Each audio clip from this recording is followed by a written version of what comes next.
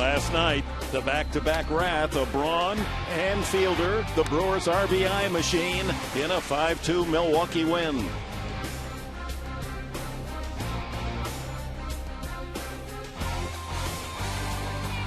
Right-hander Aaron Harang, the Padres' winningest pitcher, goes after his 6th victory tonight.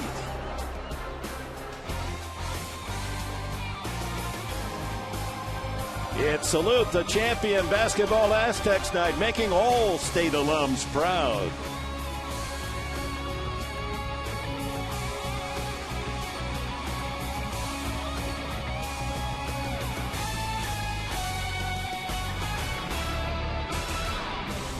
Downtown San Diego, Petco Park, San Diego, California, also the home of the San Diego State Aztecs, and we'll get to that as many of them are here from their championship basketball team to see Game 2 of this abbreviated 2-game series, Milwaukee Brewers and the San Diego Padres.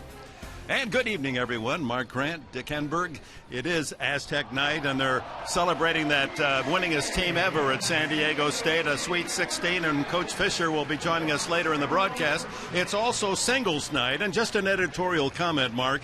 I'm looking for extra base hits night. I mean, I've had enough of the singles night. You would think on the singles night that everyone would be sitting together. They're all spread out. Hopefully they can match up and get a good combination, because I think that's what we're going to talk about right now. The Milwaukee Brewers have a nice little combination. Well, when you go into a lineup and a good hitting team, one man can't do it. Adrian Gonzalez alone could not for San Diego's Padres. You get 2 good hitters, or even 3 you can't pitch around, and trouble brews. And, well, brewing, Milwaukee's got 2 of them. And we're talking combinations. We've heard of Martin and Lewis, Hall and Oates, Loggins and Messina. How about Braun and Fielder? 2 guys from the right side and the left side who supply some serious punch. The question is, how long are these 2 guys going to be together? Remember, Prince is a free agent after this year, so set your DVRs. This might be the last time in San Diego we see the Braun Fielder combination, but you talk about RBIs, that's how you win ball games. The Brewers are hoping that the ERA can kind of get down so they can help them win some more ball games along the way. And you look at the team's second, Berkman and Holiday and Pujols, and that's what we're talking about. They've got 3 big hitters in the middle of that St. Louis lineup, and we're going to see them for 3 games beginning on Monday night. Well, the Padres hoping that with the return of Orlando Hudson and Cameron Maben in the lineup tonight, that there'll be some more extra base hits, not just singles. Exactly. But with that said, that's a great point, Dick, because guys that are in the regular lineup opening day, these are veteran guys. Cameron Maben a little young, but still, we need to get him back out there, get the speed on the bases. Orlando Hudson, good with the glove at second base. Nick Conley still a ways away, but 2 of the guys that are regulars back in there tonight, hopefully turn it around. All right, let's look at tonight's starting pitching. Here's the matchup. Left-hander Chris Narveson. By the way, the Padres have a winning record against left-handed starters. He's 2-3. Aaron Harang trying to be one of the select few to win 6 games this early in the season. Harang, interestingly, a San Diego State Aztec. So we're set to go. Game 2, much warmer tonight than last evening. And the Padres and Brewers opening pitch coming up.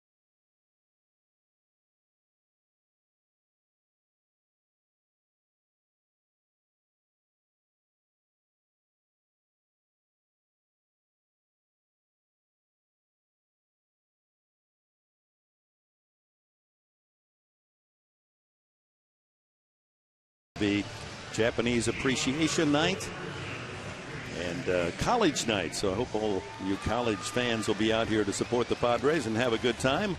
Aaron Harang from San Diego State. His starting pitching profile brought to you by your San Diego County Cadillac dealer. Stop in.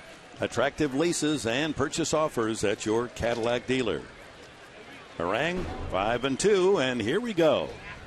Ricky Weeks takes a strike. Since hitting a home run in Milwaukee in the series a week ago, Weeks is 2 for 15 against the Padres.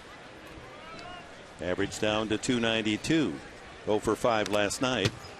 And it's 2 strikes on Weeks. Corey Hart had 3 base hits last night, including a triple on deck. We saw a lot of 0-2 counts early last night. And Dustin Mosley was on the hill. I think a big key for Aaron, put him away early when he is ahead and keeping the ball in the yard. 2 home runs surrendered last time out and 4 1/3 at Colorado. Struck him out, so he didn't fool around, as you said. Didn't throw a curveball in the dirt hoping he'd fish, and then another one outside, and all of a sudden it's 2-2, right to business. 3 pitches, 3 strikes, and Weeks is gone. Lineup brought to you by the Prize Patrol, presented by Jerome's Furniture. Text winning to 269-411 to enter. Weeks, Hart, Braun, fielder cleanup. McGee, Kotze, 3 hits last night. LaCroix the catcher. Craig Counsell starts, the veteran 40-year-old infielder. He hits 8th, and Narveson, a good hitting pitcher, bats 9th. His career average is 247. Foul back, 1-1. Hart against Harang in his head-to-head matchup is 375 with a home run, 9 for 24. And he is called for going around by plate umpire Bill Walke, and it's confirmed by Tim Tashida at first base. Got an itchy thumb tonight. Tashida better not argue with him. Outside.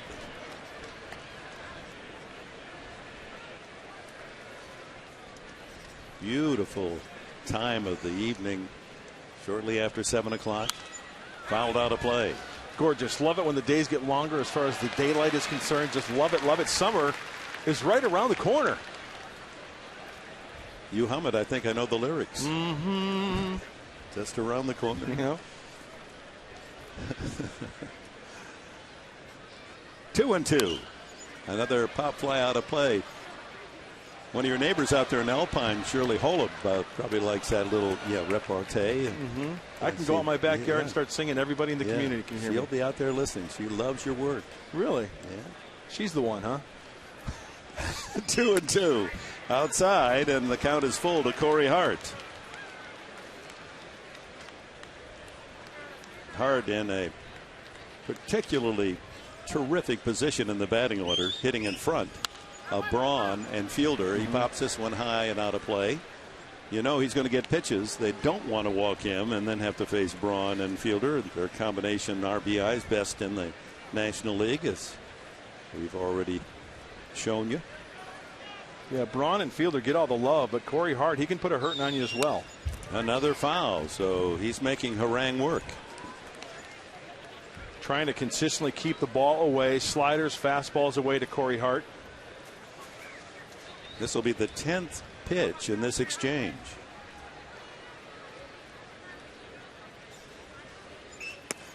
And he misses outside. Tried a slider off the outside corner, so a strikeout of Weeks, but a walk to Hart, and here comes Ryan Braun. And the Padres defense is brought to you by Big O Tires, the team you trust. Call 1-800-NEW-TIRE. Well, Headley, Bartlett, Hudson, welcome back to the O-Dog at second. Cantu at first. Ludwig, Maben, Denorfia in the outfield. Maben back in the lineup after sitting out a couple of games with that sore knee. Rob Johnson behind the plate. He's jabbering already, yeah. O-Dog. Yeah, he's going to fill the air. Glad to be back. Braun at 304. Picked up his 34th RBI last night, and Fielder, who followed Braun, knocked in a run immediately thereafter to stay within one. They're in a battle on their own team. 34 for Braun, 33 for Fielder, among the leaders in the National League.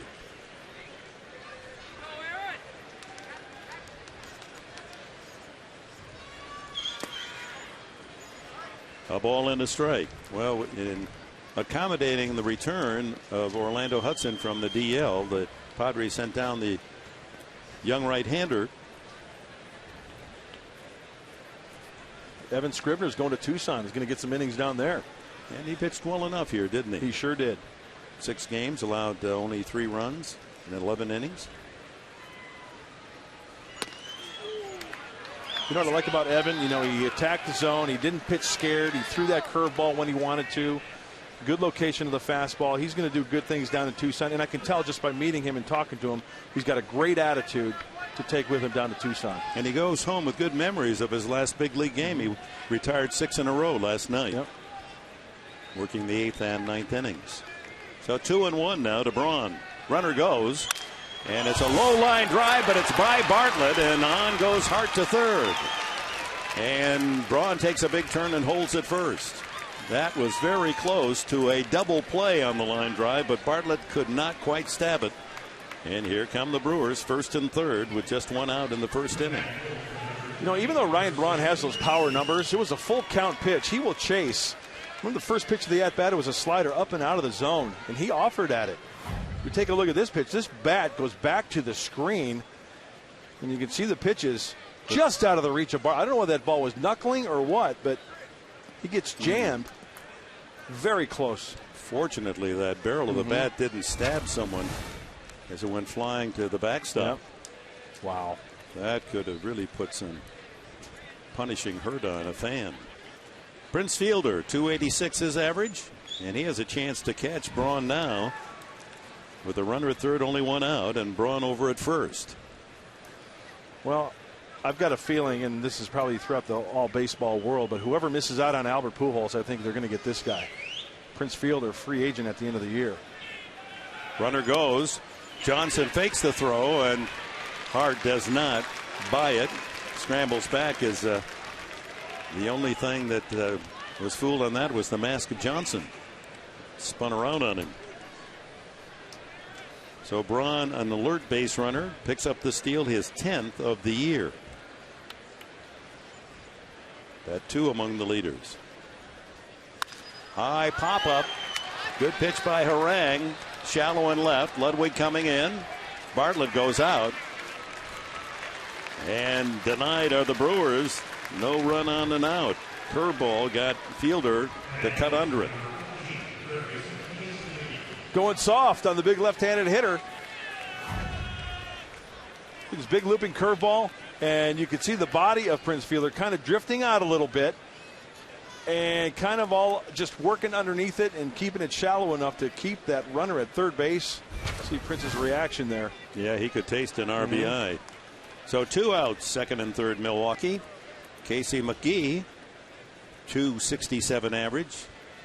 That confusing last name. Some folks want to put a he on the McGee, but it's just McGee. Out to play.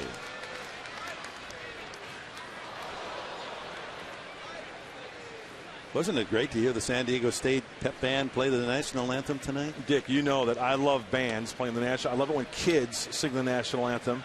A nice job. The brass section, the whole band. A job well done, Aztecs. 1 strike to McGee. Soft foul fly. That'll make it back into the lower deck. So Harang ahead, 2 strikes on the Brewer third baseman. With 2 mates aboard, second and third. Hart at third, Braun at second. And Billy White, one of the stars of the Mountain West champion Aztecs there in the middle. B.J. Gay threw out the first pitch. Another foul. Yeah, you think these Brewers like to hack. Did you see that 0-2 pitch? Up around the chin of Casey McGee. Braun swung at a first pitch slider up around the neck. These guys are not afraid to swing. If it's around the plate, they're hacking. Yeah, trying to get the top hand on that. Look at McGee trying to top hand it. Cannot catch up to it. Now let's see if he counters with a slider down in the dirt. Be ready to smother at Rob Johnson. Oh, he's going up there again. Right back to Harang. He pitches out of trouble in the opening frame. Runners first and third, one out. He gets Fielder to pop up, and McGee on a come back out. Here come the Padres, bottom of the first.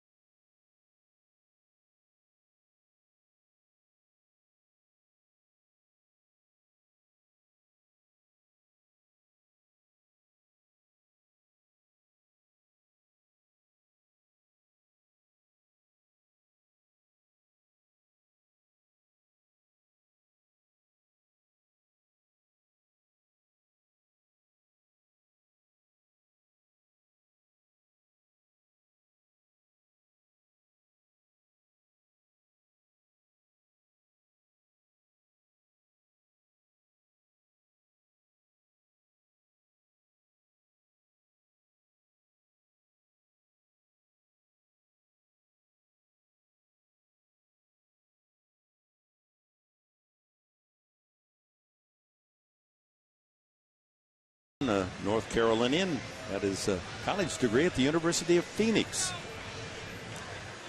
And his profile brought to you by Bank of America, setting opportunity in motion here in San Diego to help our community and our economy. He's played only one game against the Padres, one start, no decision. Last year gave up 3 runs in 3 innings.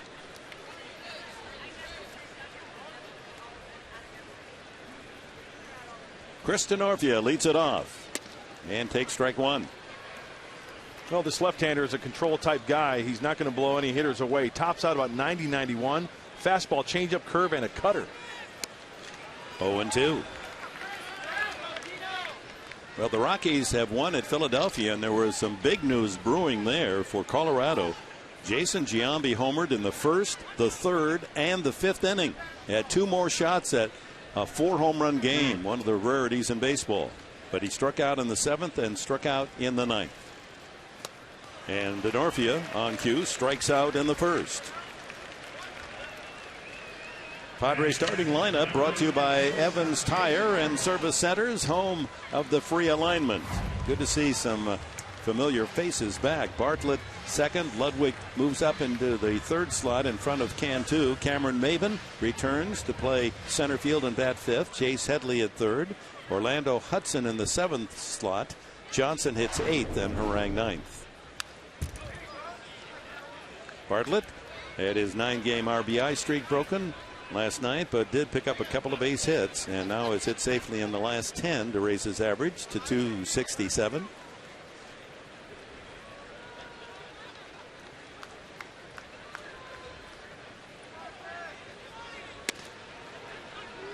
Not going to overpower you with that fastball. And you know what else, Dick, about Narveson? It's that most pitchers, they have fastball, curveball, fastball, slider. This guy's second best pitch is his changeup. So you're going to see spotted fastball. You're going to see changeup down in the zone off the plate. His curveball is a big breaker. Occasionally he'll throw a cutter. Strike out Bartlett as well. So he takes care of Denorfia and Bartlett. Swinging strike 3s. And we'll check the defense of the Brewers. Brought to you by North County Cadillac. Customer service at a whole new level. McGee, Counsell at short tonight. Weeks at second and Fielder at first. Braun in left. Kotze again the starter in center. 3 for 4 last night with a couple of RBIs, the former Padre. Hardin right. LaCroix, the catcher, with the best average of any of the Brewers coming in, 315. And on the mound, Chris Narveson. Narveson's first full year as he works to Ryan Ludwig was last year at age 28. First full year in the bigs. 1-1. Make it 2-0 now to Ludwig. 7-game hitting streak for Ryan. 4 home runs and 13 runs batted in. On the corner, 2-1. Oh, nice, easy motion, fluid motion from the left-hander. Just trying to keep that ball down with all of his pitches. Little herky-jerky motion. And there's the changeup. 2-2. Works quickly. I like that. What do you guess? Some changeup right here, 2-2. That's what I would be guessing. Line drive, holding up. Here comes the center fielder, but it dunks in front of Kotze. So Ludwig dumps a single to left center for the first Padre hit. And when a guy's swinging the bat well, that means he's seen the baseball out of the hand well, and he has had 2 hitters prior to going up the plate to look at how he's pitching them, right? Right-hander Denorfia, changeup, strikeout. Right-hander Bartlett, changeup, strikeout. Well, Ryan stays back on this one. Oh, look at the grip. It's the old claw. Good arm action. He went down and he got it off the end of the bat. Nicely done. That's a good AB by Ryan Ludwig. He wedged a single into left center. Cantu, first ball hunting, fouls that one off. Jorge, 29 years of age. There are his numbers. Dual citizenship, U.S. and Mexico, where his family owns a huge ranch. Line drive, base hit. Ludwig will hold at second. So the number 3 and 4 hitters, veterans Ludwig and Cantu, back-to-back singles. And unfortunately for the fans who are grumbling about the Padres' home record, they're 7-15, worst in the league. Can't deny that. The formula here too often is 3 hits to get 1 run. Absolutely, and that was the story last night. Padres had 10 hits last night, 1 extra base hit. There was that home run by Ryan Ludwig. Last night should have been singles night. Now we got a couple of singles here in the first. Cameron Maben, welcome back after a couple days where his duty was limited because of that patellar tenderness. Getting 272.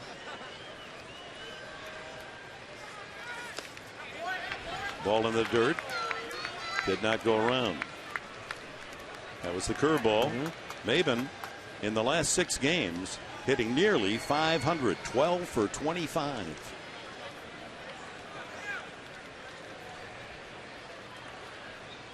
And against left-handed pitching, he leads the National League, hitting .455.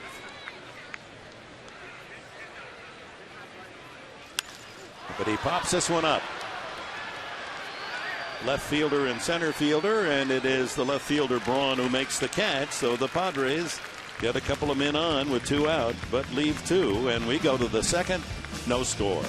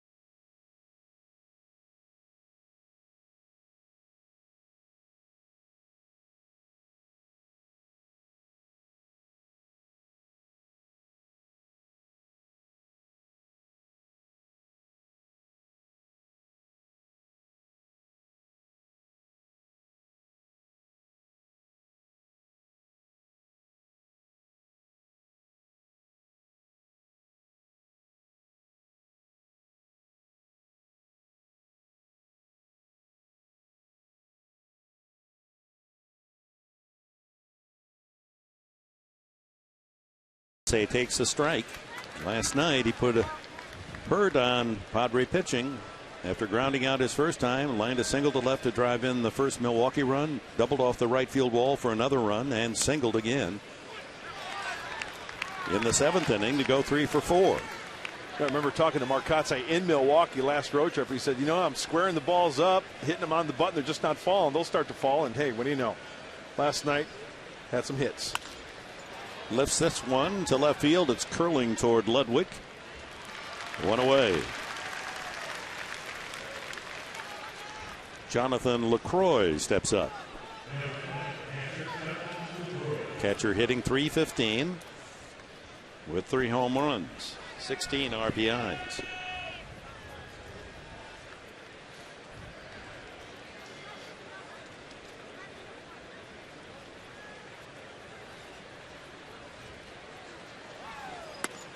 Strike. Well, tomorrow night we said it's Japanese appreciation night and Japanese disaster relief with Trevor Hoffman and Aki Otse signing autographs. Ground ball off the fist, rolled to Hudson. His first chance since returning. 2 away. College night and also a fireworks night tomorrow night. Our Skycam shot is brought to you by Hughes Marino, because where you do business matters. Skyline of our great city in the final minutes of this Thursday. Craig Counsell, 40-year-old former Notre Dame star, one of the outstanding pinch hitters in the National League last year. He hit .333. He's always been a pest to me. Tough out. He's a grinder. This guy's a scrapper. That's loop behind short. That's going to be trouble, and it will fall in front of Ludwig. So a bloop single for Craig Counsell. Second Milwaukee hit with 2 out brings up the pitcher, Chris Narveson. And that's what's frustrating facing players like Craig Counsell. You make a good pitch and he will fight it off. If it's elevated, he did just that. Sounded like the bat broke on that one all the way up here. And he will gladly sacrifice that bat for a base knock. Bat had been solid. It had been a nice, easy fly ball to Ludwig. Narveson, while his career average is .247, is only 1 for 15 this year. Gets up there gripping the bat and digging in like a hitter, doesn't he? He looks like a hitter. You're right.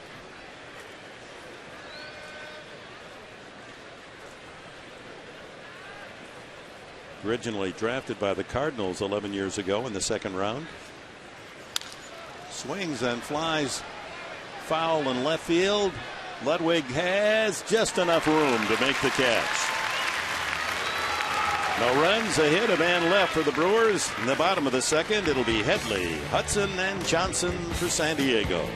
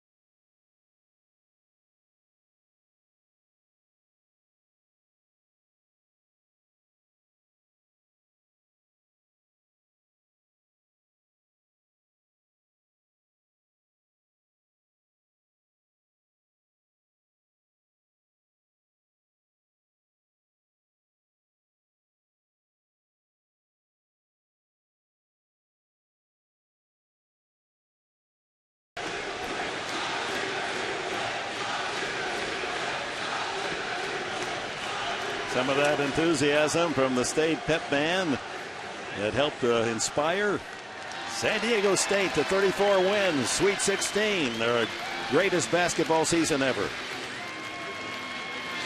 Players here in attendance enjoying the ball game and honored prior to the first pitch. And DJ Gay, their captain, rocked and fired and threw it right through the middle of the hoop.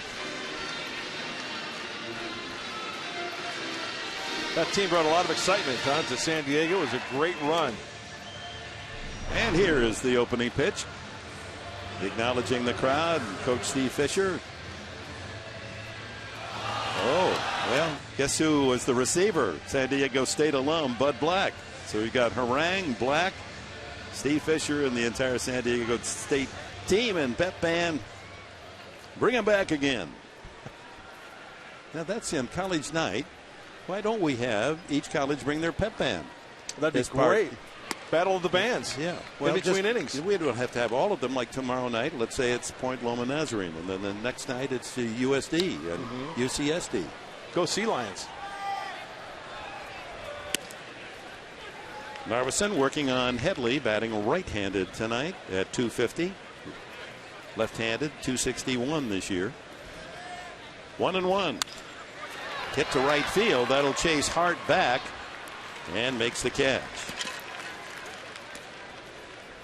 Brings up Orlando Hudson.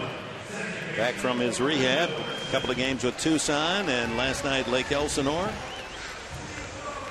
3 games total. He went 3 for 5. A couple of doubles. Walked 5 times and scored 6 times. Have to keep an eye on Orlando Hudson out of the box and at second base. Short, quick spurts right to the baseball. That's what it's kind of like basketball on the hardwood. Moving very quickly out of the box. See how he reacts. He pulled that hamstring, remember, running out a double a couple of weeks ago on a Sunday.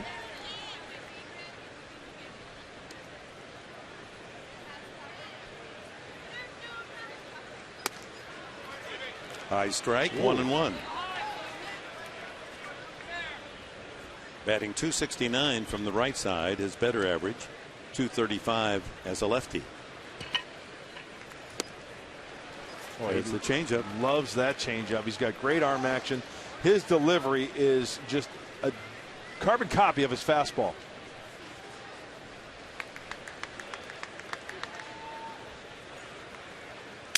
Another broken bat. Ground ball at the second baseman, Weeks. 2 out in the Padres second. Speaking of Narveson and that changeup, it certainly didn't hurt this left-hander in his first full year in the majors last season to be around a guy named Trevor Hoffman, who must have helped him. I'm sure he, picked his brain. I'm sure there was some serious dialogue there. That's a good point. Not bad numbers. When you win, I don't care where you're at. You win 12 games in the big leagues, and I don't care if your ERA is around 5. That's winning 12 games in the big leagues. That's a good job. Began the year last season in the bullpen. Rob Johnson checks in at 212.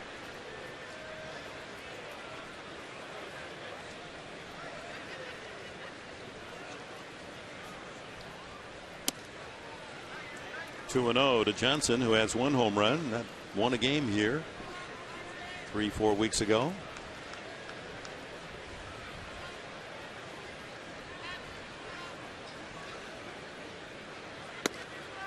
Lays it in there, 2-1. So as a hitter, I'm guessing, fastball, a lot of fastballs, changeups, right?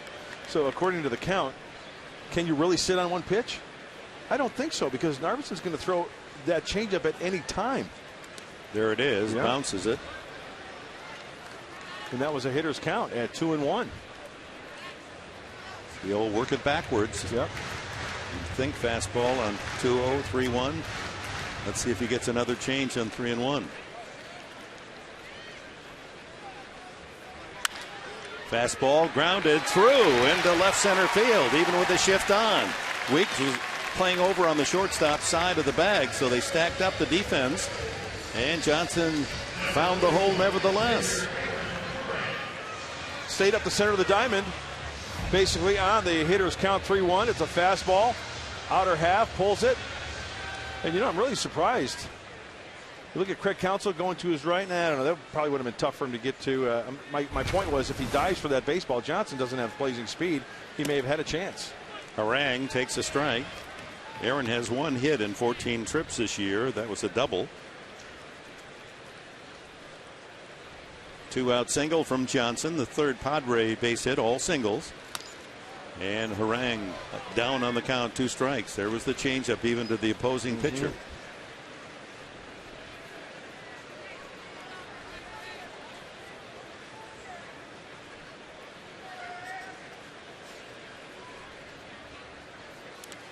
In the dirt. Good block by LaCroix. Tossed a little curveball up there to see if he could get the pitcher Harang to chase. So this early on, it looks like Narveson throws that curveball kind of like a look-see pitch. Just here it is. I'm going to give you a look at that. Doesn't have to be a strike, and I don't think the times he's thrown it tonight 2 times, it has not been a strike. Just to give the hitter a different look. 2-2. Fastball tried to hit that inside corner at the knees.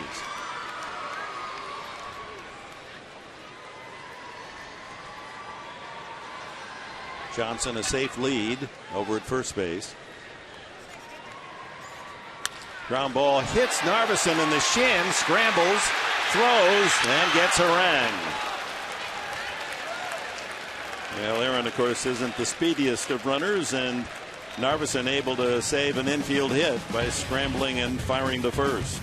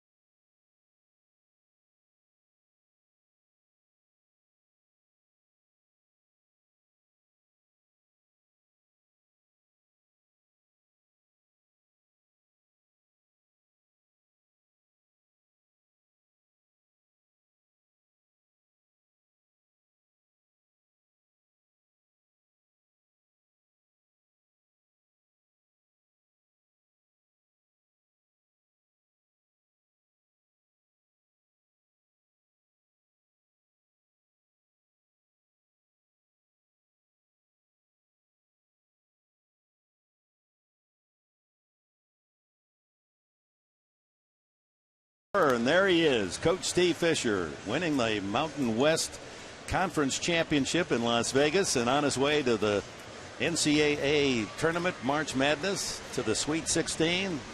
And belated congratulations from all of us here in this great city and county rooting for your Aztecs. You made us all mighty proud, Coach. Thank you, Dick. Mark, I Coach appreciate that. I've done it for a long, long time and never had a team win that many games, and it was a remarkable season that will go down in memory for not just the Aztecs, but all of San Diego and San Diego County. It was an event and a happening that we all enjoyed immensely. It brightened all of our city. I mean, it made us all feel good about being here because your team played so well, and we were so excited about following them. I do appreciate that, and we could feel it. We could feel it on campus. We could feel it in the community. My church, the Monsignor, would come out and talk to me afterwards about what a great Saturday win we had. Here we go to the third, and appropriately, a San Diego State Aztec is on the mound tonight, Aaron Harang, and you met Bud Black, of course, another alum of State. And great to have your pep band here. They already have the energy stirred up here at Petco. You know what, Dick? I said this to Ted on the radio. The Padres have been such wonderful, gracious, I'll let you called That's a soft fly ball to center and a late break by Maben, but even on that gimpy knee, he's able to get in and collect it for the first out off Ricky Weeks. But the Padres have been such great ambassadors for this city, for all of us. They have made us feel like we are so welcome here, and to have the privilege tonight to come out and have DJ Gay throw out the first pitch. This was truly memorable for all of us, and they've done it repeatedly, not just for us, but we were very honored. Corey Hart swings and misses. I thought you'd get up there and rock and fire, get up on the slab and fire that opening pitch. Come on, Coach. You know what? I've done it 3 times, and, all right. and I've thrown it to the catcher all 3 times, so I didn't want to take my chances on the 4th one. You already struck him out. You got your 3 strikes. Exactly. Now we'll look at your captain throwing out the first pitch when we get a chance here. The countdown on Corey Hart is 0-2. And harangue on cue. The San Diego State Aztec has his second strikeout. Well, let's check out Gay's form in throwing out that first pitch. DJ Dick was like me. He when he found out about it, he went out and practiced on the Tony Gwynn Stadium and practiced. And then he lobs up a lollipop. What was that all about? Well, I told him, make sure you don't throw it in the dirt, and he almost threw it out of the stadium. And Bud Black, that's typical of the manager of the Padres. He wanted, as a San Diego State man, he wanted to be part of the ceremony. That was so neat that he would be the one that wanted to catch DJ's pitch. Cantu with a chance at the barrier and makes the catch. A quick 1-2-3 inning. Can you stay another half inning and be with us, Coach? I would be honored, but I don't want to get in the way. No, you are not. Steve Fisher with us here on Channel 4 San Diego. Bottom of the 3rd. No score.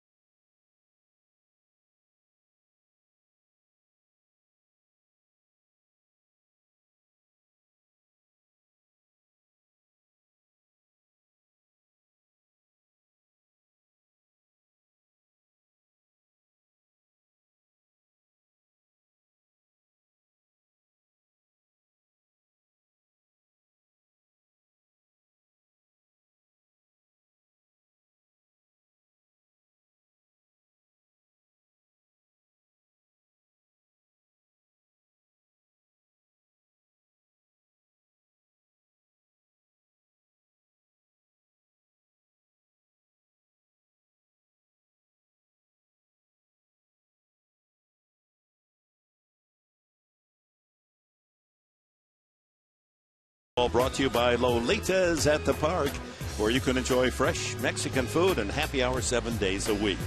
By Permadontics, Southern California's premier dental implant center. And by your Southern California Porsche dealers. Visit them online at socal.porschedealer.com. With Mark Grant, Dick Henberg, and Coach Steve Fisher of the San Diego State Aztecs joining us as the Padres pay tribute to that tremendous season past where they won 34 games, an all-time record. And Coach, I know you were a very close friend of the late John Wooden.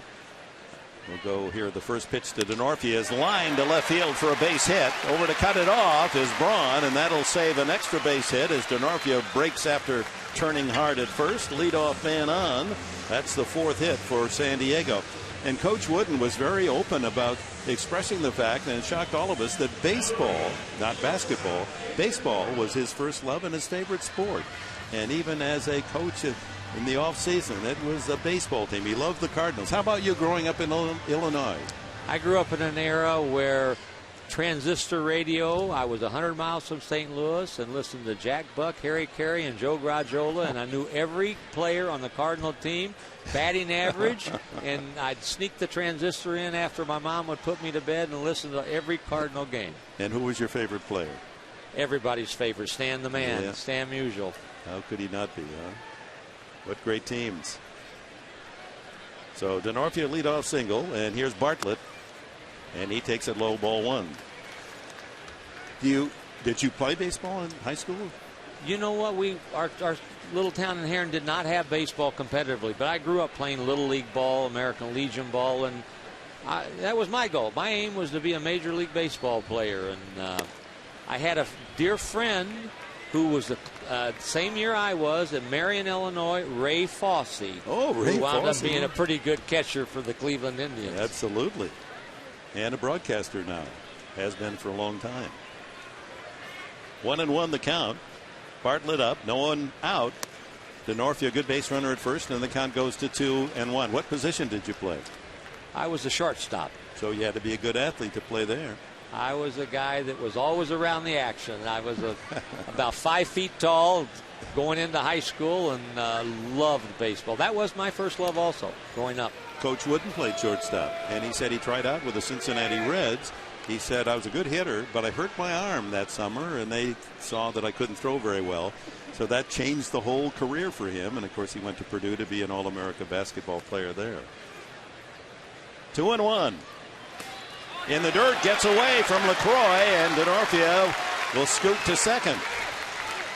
So the Padres with a chance here in the the bottom of the third inning. Denorfia at second base with no one out.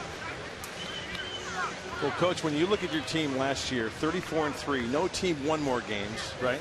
Correct. No team lost fewer games. When did you feel this team was going to be special? Mark, we won 25 games the year before and had everybody returning. I knew we were going to be good. When we went up, though, to Gonzaga and won at Gonzaga, at the time they were rated 8th in the country, and to do that on national TV the way we did it, felt like we had a chance to have a special season. But never did I dream we'd win 34 games. A walk to Bartlett, so first and second, if you're keeping score, that was a pass ball advancing Denorfia to second. So no one out, 2 aboard for Ryan Ludwig, who singled his first time up. Well, you lost some great seniors, and your junior star is going to play professional ball, and now I know the recruiting trail is key for you. It looks pretty good, getting some players out of this. I'm nervous, Dick, to be honest with you. I'm not so confident right now going into next season because we're going to have a lot of new faces. I think we're going to be good, but we are going to be a bit unproven also. First pitch strike to Ludwig. I'd like your answer after the season. One of the reporters, you had to ask the question, well, Coach, you've had this great success. How long are you going to continue to coach? And your answer was? I said, I have the luxury of being the decision maker, and very few of us do that. I'm gonna quit on my terms, but really my wife's going to be the one who tells me when I'm ready to quit. Okay, that is the honest answer. We have nothing to do with it. Our wives dictate that final call. Well, we can't express enough how much that whole success just echoed throughout the county, and it. I think it made all sports fans in all the different sports feel better about San Diego. The football team did well. Your basketball team was outstanding. And it carried over, I think, to the Padres and the enthusiasm here. Now, the Padres have to earn it on a continuing basis. But let's hope you can keep that going. No pressure to win another 30 next year, so good luck. We are hoping that we can do the same thing. And, I watched you for years when you and Al McGuire were the hottest thing going. And it's so much more fun when you have success. And we had some great success. Well, the late Al McGuire would have been mighty happy for you. He loved you and the way you coached. You're a great example for what leadership is all about. What you did with that one-act play for Al McGuire is incredible, and I've seen it. The whole world should have an opportunity to see it. Well, thank you. Maybe I'll write a play about you, Coach. We'll have to get together sometime over a cup of coffee. Well, spill the beans. I don't know that anybody would watch it. My wife would be there, but you tell a good story, I guarantee you there. Ground ball to third. This could be a double play. There's 1 and 2. And had third baseman McGee been a little closer to third, that could have been a triple play. So the Padres a golden opportunity. Ludwig bounces into a 5-4-3 double play. 2 out now, and it'll be up to Cantu, who singled. Coach, for the player's standpoint, going to that arena and being packed, I mean, the atmosphere at the AT Arena was just incredible during the course of the. We know what it means to the players to play in front of packed house, but you coached at Michigan, a national title. To see that evolve in San Diego must be something special as well. That atmosphere was as good as it is anywhere in the United States, and very few anywhere in major leagues, major programs can experience what we had. I went out a couple of times, Mark, and watched when they let the students in at 5:30, and they flew like ants to get the top front row seats. It was sensational. Cantu swings and misses. 2 strikes on the cleanup hitter tonight, Cantu, with Denorfia now at third, 2 away. Well, even the national announcers were high in praise of how not only supportive their student body was, but how clever they were in following the Aztecs and spurring them on. We felt that tonight. You're exactly right. I believe that we will win chant. That captivated the community. They were good. We got our president, retiring president, Dr. Stephen Weber, got in there in the last game and was bouncing and jumping higher and harder than anyone. That's wonderful. Well, best of all, and as a former coach and a former educator, there's just something incredibly beautiful about the enthusiasm and the electricity of young people, young minds, and how much they care and what they bring to their school and to their team. Inside to Cantu, and the count full now on Jorge. Dick, you made the comment with the cleverness of our crowd, the spontaneity that they brought to the arena was so energizing, and they set the tone for the rest of the crowd that we had. And our players, after every game, would go over and acknowledge the students and thank them. Swing and a miss. A changeup, and Cantu way out in front. Well, that's it through 3 innings. And Coach Steve Fisher, thank you so much for joining us. We'll be rooting for you again the next season. Thank you, Dick. I appreciate you having me on. Coach, Mark, thanks for all that you do. Appreciate it. Oh, my. Steve Fisher and the Aztecs honored tonight at Petco.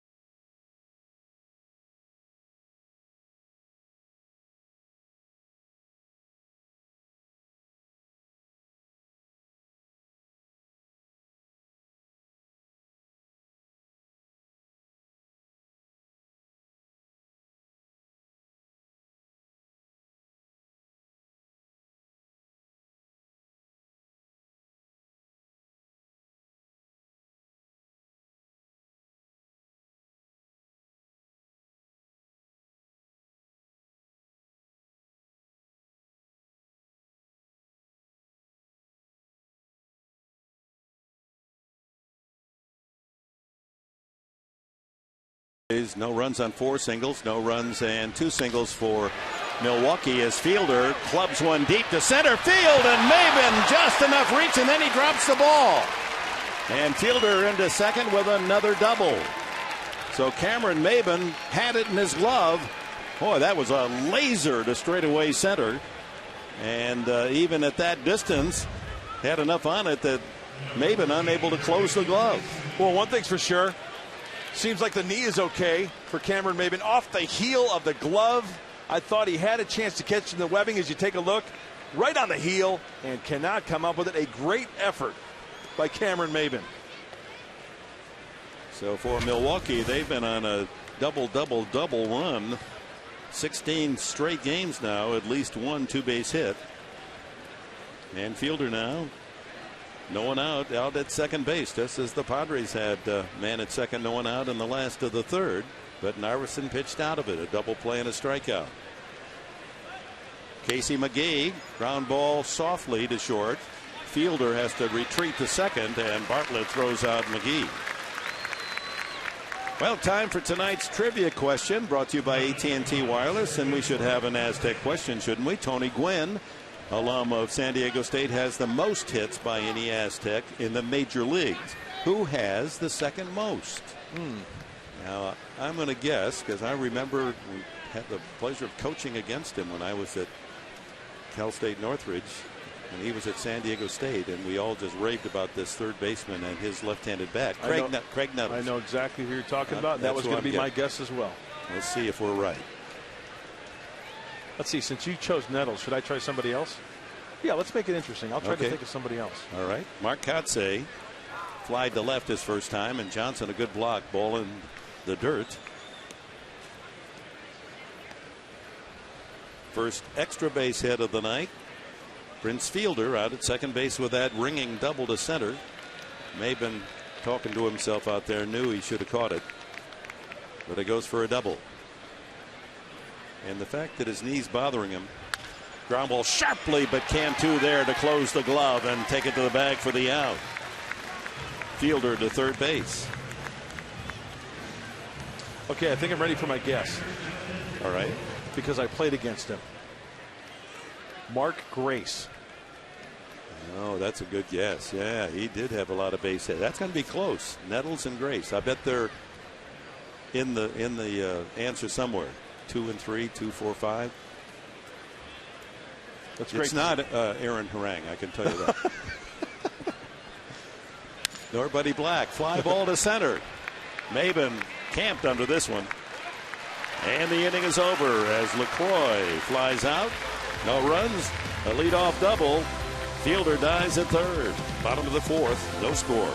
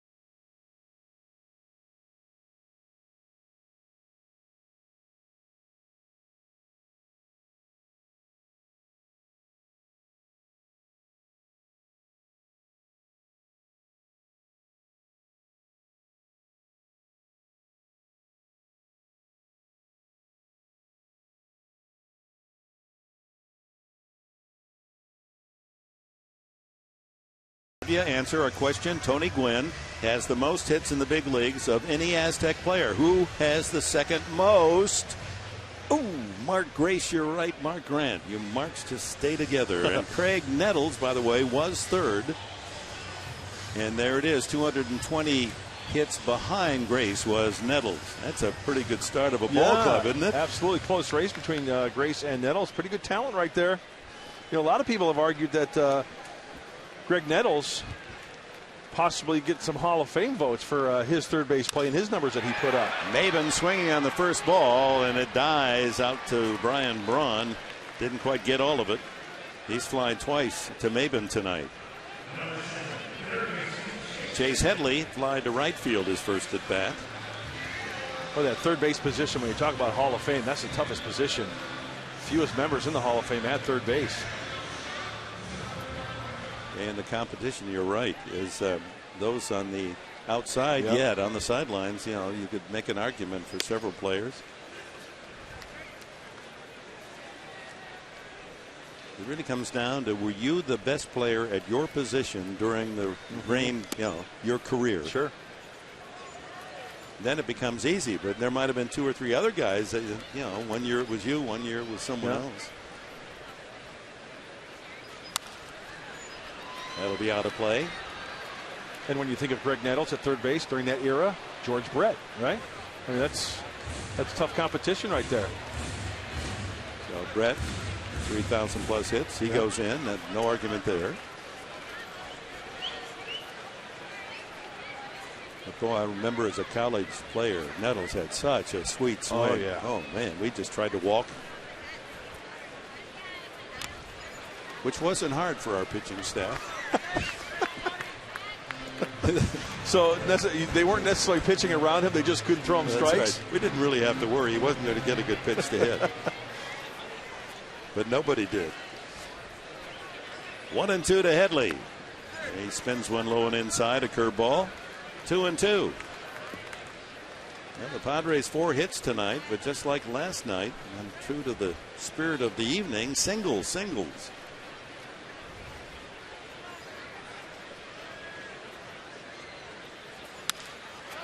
That one looped to right, but Hard is playing shallow and makes the catch. Oh, Headley's twice flown out to the right fielder. And Orlando Hudson comes up. Looked like Corey Hart had a challenge there with the bank of lights as he approached that lazy fly ball in right field. Let's take a look at the big right field. Yeah, trying to almost like blocking the sun almost. Those banks of lights will get you at times. It's a wonder it doesn't happen more often. You would think, you know, that's all that illumination, the ball would go up in there, and you got to hope it comes out and you can find it.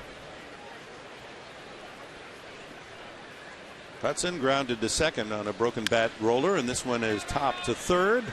McGee across to fielder, and it's a 1-2-3 inning for the first time. Narveson retires the side in order. 4 quick innings in the book. No score.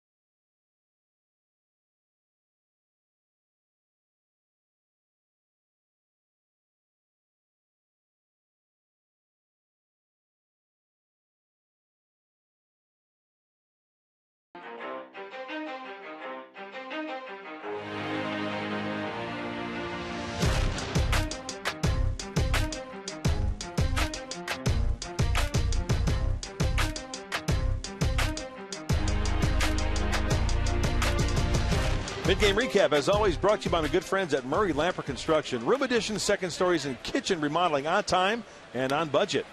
The proof? It's in their references. Visit murraylampert.com. Mr. Enberg? All right, Mr. Grant, here we go. Top of the fifth. Greg Counsell looped a single to left field his first time up.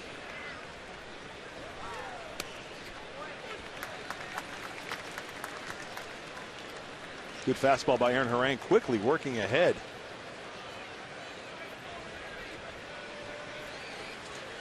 Two strikes the count on Counsell.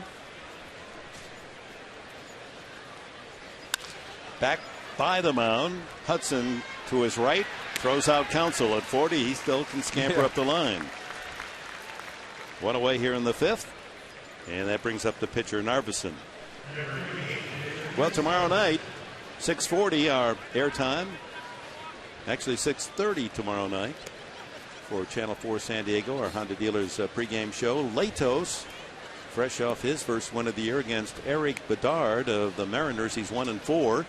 First of our three-game set with our rivals from the American League, the Seattle Mariners. And folks, if you're planning on coming Saturday night, I know that normally that's a 5:30 start. That has been moved to 7 o'clock. So regardless of what your ticket says, 7 o'clock is the game time Saturday night. It has something to do with the national telecast and having an open window and that sort of thing, but it will be at 7. 2-0 to the opposing pitcher, and you won't want to miss Saturday night. Clayton Richard goes against Michael Pineda. He's 5-2, sensational young right-hander of the Mariners. 3-0. And they come right back with the Cy Young Award winner of last year, Felix Hernandez, on Sunday. He'll be dueling Tim Stauffer, 1 o'clock. Only one walk given up by Aaron Harang, and on 4 pitches he loses the opposing pitcher. Rolls the lineup. Ricky Weeks comes up. 0 for 7 in this brief 2-game series. So it's kind of funny that the pitcher Narveson laying off some pitches, whereas Ricky Weeks and other guys in the lineup, they'll chase after bad pitches out of the zone. Have to see the approach here. See if Aaron Harang can get a grounder here.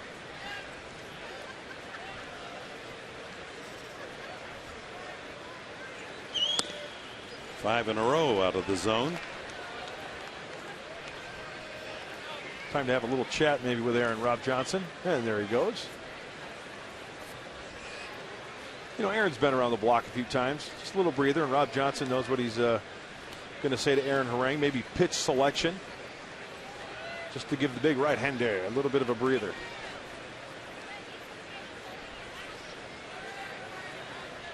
Also, Cantu kind of hovering around Narveson at first base. Not a threat, so helping out on the defense side to cover his position. Off the bag at first. Weeks with plenty of power. 7 home runs for him. Chases that one. A slider off the plate. 1-1. Well, that might have been one of the things that Johnson said. Say, hey, you know what? This guy will chase. We don't have to throw him a strike here. Gets a little anxious, and that's exactly what he did. A slider down and away.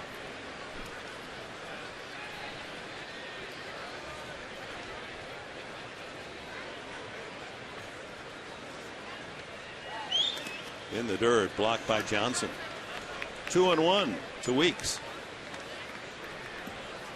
Well, in the last 2 nights, Pittsburgh has defeated the Reds in Cincinnati while the Cardinals have beaten Houston. So St. Louis have leapfrogged in the National League Central. They're in first place.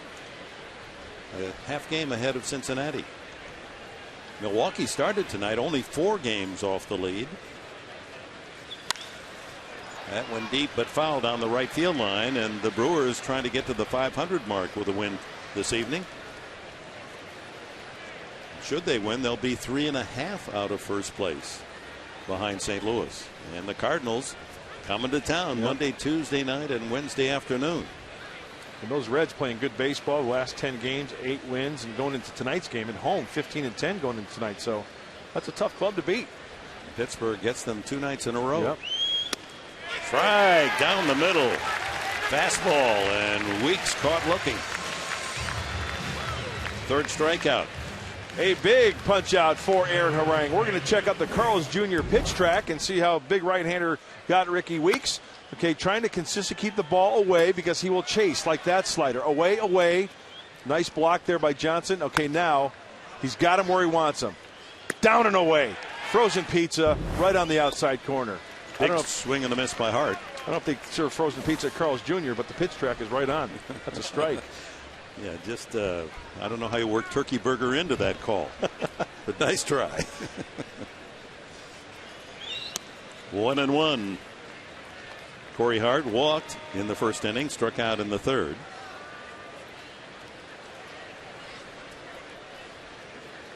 Two away, the pitcher Narveson at first base with a walk.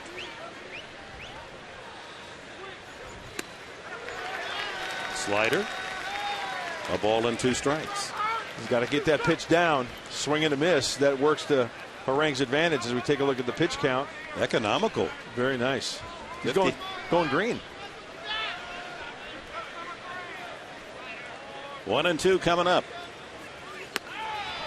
Tried to get him to fish on the slider, but he didn't quite go around, says Tashida, the crew chief of this pair. He's this quartet, rather. Welke, Tashida, Nelson, and Foster. 2 balls, 2 strikes, 2 outs. And a line drive through the hole into right field. Narveson advances 90 feet to second. And that brings up Ryan Braun. That's good hitting by Corey Hart. I mean, this guy's about 6'10". He weighs about, 280 pounds. He is a big boy. He is solid. But look at this swing. Away, stays on it, nice. Takes it to right center field. You know, he kind of reminds me there. It just occurred to me, Dale Murphy a little bit. Yeah. His size. And that swing of his. So Braun, a single and a foul out. Up there with a chance to give the Brewers the lead. 2 on and 2 out here in the 5th.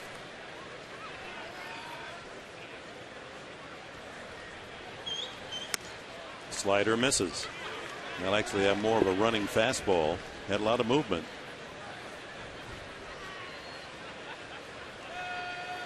Against Harang,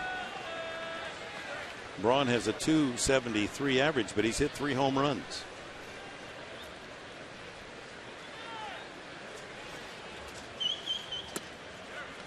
And he's got a good eye. Among all of his many talents, he's walked more than any Brewer, 24 times. Their best base stealer, their leading home run hitter, their top RBI producer, and he scored more than any Brewer.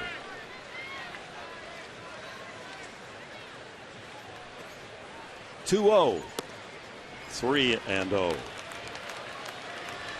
So trying to keep those fastballs and sliders away, but too far outside.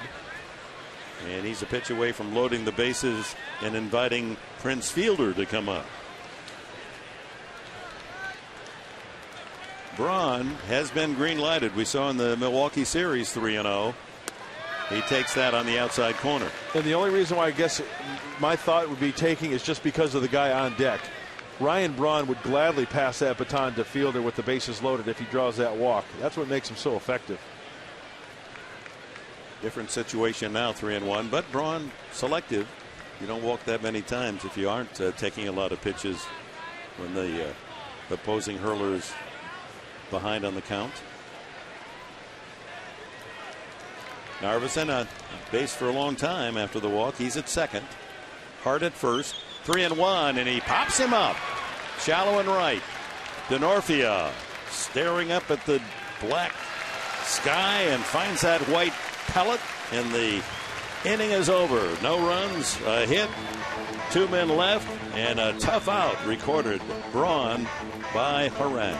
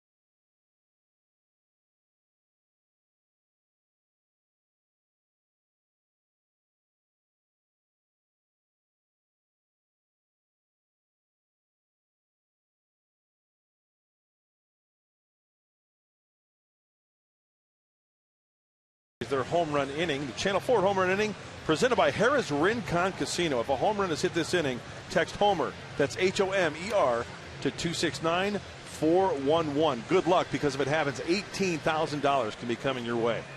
So it figures now they're adding $500 every night, so that'll continue all season long. Seems to be that way. That's the pattern, yeah. It wouldn't be bad to win $18,000, huh? Yeah, that'd take care of a lot of my problems, I'll tell you that. With the price of gas these days, it's like a week's worth of gas. Change in center field. Carlos Gomez replaces Mark Kotze. We don't know why Kotze is out of the lineup. Unusual change at this stage of the season. Let's hope that he's not injured. And Gomez will take over in Kotze's spot, hitting sixth. He'll be up third the next inning. Meanwhile, Chris Narveson and Aaron Harang in quite a pitcher's duel. Each team no runs and 4 hits. Rob Johnson has one of the 4 singles for San Diego. Takes ball 1. Then Harang and Denorfia. Good fast-paced game. Both pitchers working quickly. Yep. Popped out of play.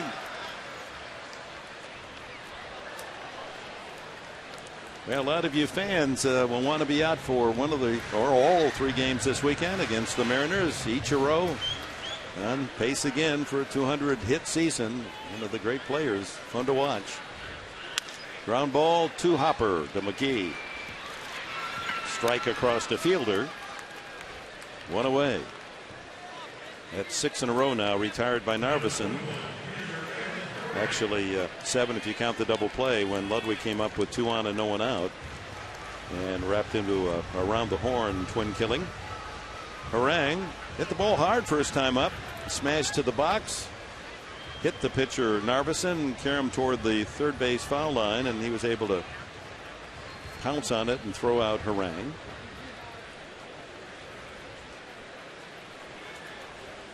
Chris Denorfia, one of the 4 base hits on deck.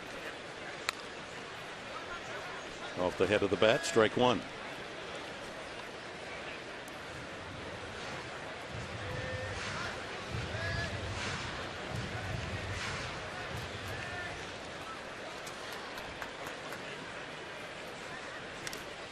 Fouled in the dirt. May have gotten a piece of LaCroix. Aaron Harang checking the top of that bat. It's a cupped, balanced bat. It's hollowed out on the top there, and Aaron looks like he's kind of, well, he's getting. So you see how the wood is kind of chipped there at the end.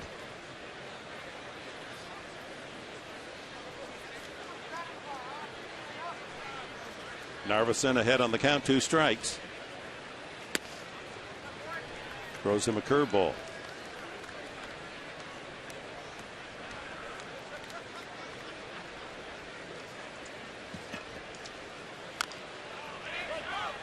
Another foul. He's not just laying it in there for Harang. He's throwing him changeups. He's throwing him curveballs. He's trying to spot that fastball. Well, in his career, Harang has 42 base hits, 1 home run, 452 at bats. Swung on and missed. Late on that swing, and that's 4 strikeouts for Narveson. Well, tomorrow night, Padres College Night presented by Chegg.com. College students saving big on tickets in the Padres College section. Tickets only $8. That's right, $8, gang. Game starts at 7:05. You'll see Matt Latos against Eric Bedard. The Padres and the Mariners. Get your tickets at Padres.com/college nights and stay after the game. A big fireworks show to cap off the evening. Hey, a cat in the hat in the house. Dr. Seuss representing. Very nice. Oh, the concession stand right behind him. You can get green ham there, you know. Green eggs and ham. Yeah. Oh, I'm all over that. You're all over any food. I got that right. In the dirt. 1-1.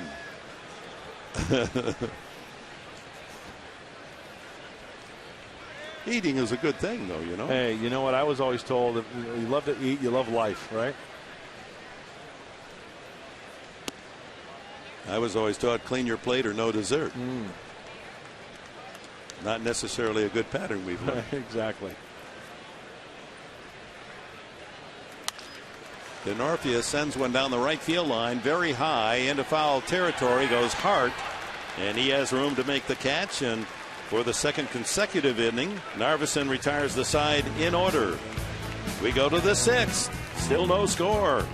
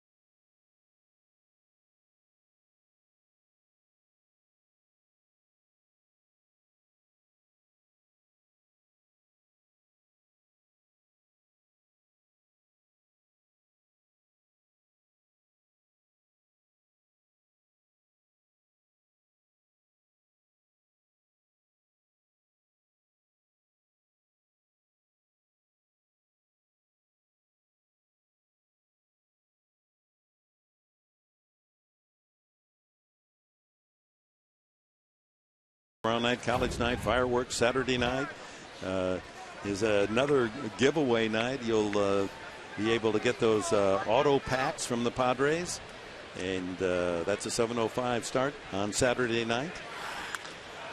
Fielder hits one to right field, didn't get it all, fortunately, and Denorfia there to squeeze it for the out. Again, that free auto fan pack. The first 25,000 of you tomorrow night, or Saturday night rather, against the Mariners receive a car flag, a Padres car flag, a license plate frame, and a window cling. Get your tickets tonight. Save only at Padres.com. And Sunday is cap day for the kids, so lots of fun at the ball yard, and you'll be entertained or go away with a nice gift from the Padres. Well, in the last inning, we were puzzled by Kotze coming out of the game, but he did not leave the game. He was moved to left field, and Gomez to center, and Ryan Braun is out of the game. Ground ball, and Hudson can't quite get there. McGee with a single to right field off the glove of Orlando Hudson. One out. Brings up Mark Kotze. So as I mentioned earlier, Orlando Hudson with the hamstring. This ball struck to the right side. Quick spurts, and Orlando is back up on his feet. Seems to be doing okay. Drew Leather on that one just couldn't come up with it cleanly. He's probably saying, man, should have had that one. But you know what, O-Dog? Good effort. One out, man at first base. That's the fifth base hit now for Milwaukee. 4 for the Padres. Bounced by the mound. Chance for a quick flip and they get the lead runner. As Bartlett, as he made the catch, looked down as if he thought perhaps McGee had winced making that slide. Safe on the fielder's choice is Kotze. 4-6 on the putout. 2 away, and LaCroix the batter. Did you see how Orlando Hudson kind of yielded the runner? He let the runner go. You don't want to interfere with the runner. And still plenty of time on that slow bouncer. Watch Orlando. He's kind of backing up a little bit. It looked like McGee kind of downshifted a little bit as well. Well, he was like a hockey player in front of the net trying to screen the goalie. He was hoping to confuse Hudson, get in the way of the path of the ball, and then skip over it on his way to second. It didn't work, obviously. LaCroix grounded to second, fly to center. That's on the outside edge. Slider for a strike. So we'll try to get word from the Milwaukee clubhouse as to why Ryan Braun was taken out of the game, their star player.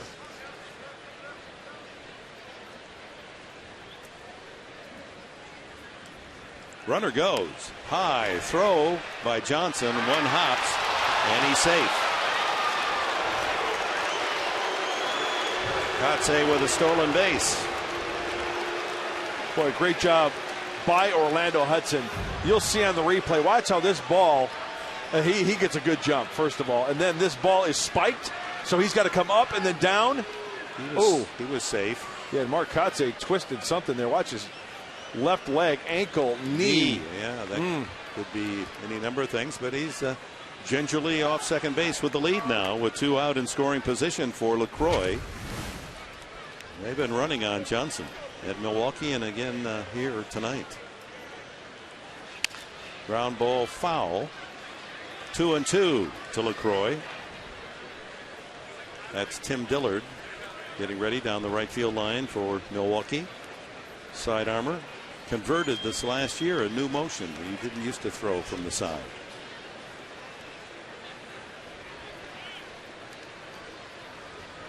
So the McGee 1-out single forced by Kotze, and Kotze with a steal to get himself in scoring position. 2-2 LaCroix.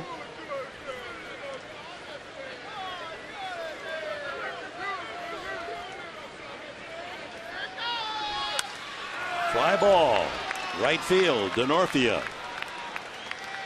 And the inning's over. 6 shutout innings for the Aztec. Aaron Harang, bottom of the 6th. It'll be Bartlett, Ludwig, and Cantu for the Padres.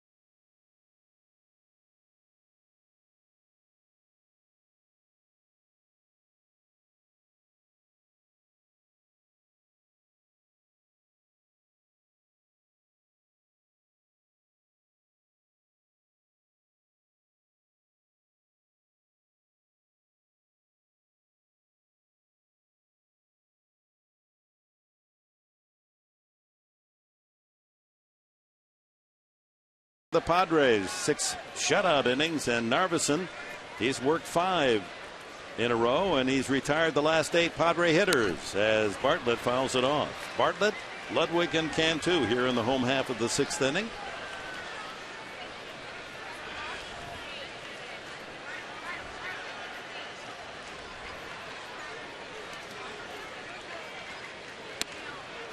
There's the changeup. Yep. It's been a good friend of Narveson all night long. He has struck out Bartlett and walked him.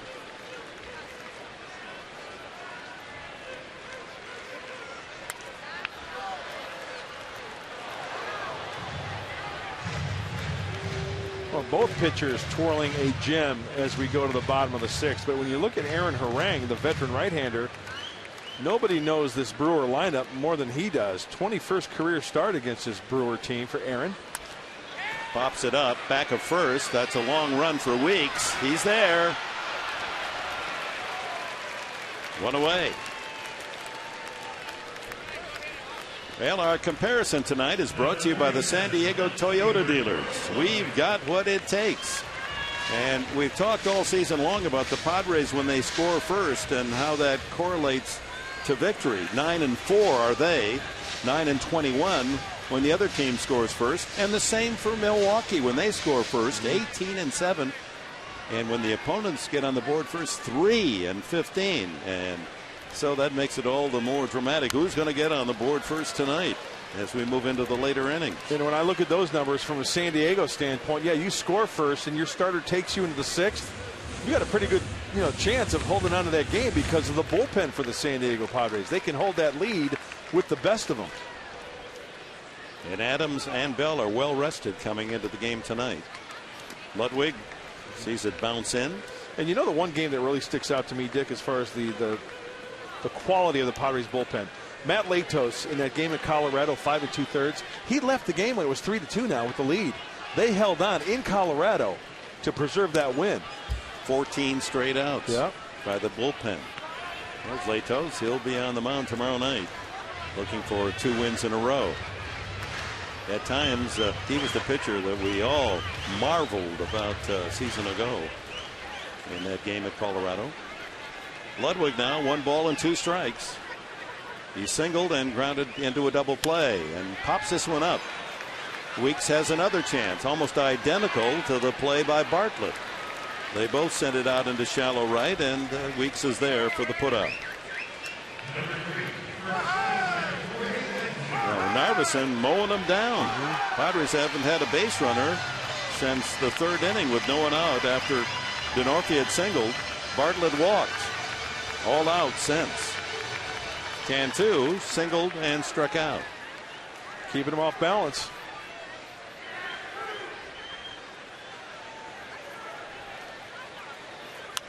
And another pop fly, this time on the first base side. It is Fielder backing up. Another easy inning for Narveson. What in the name of Warren Spahn's going on?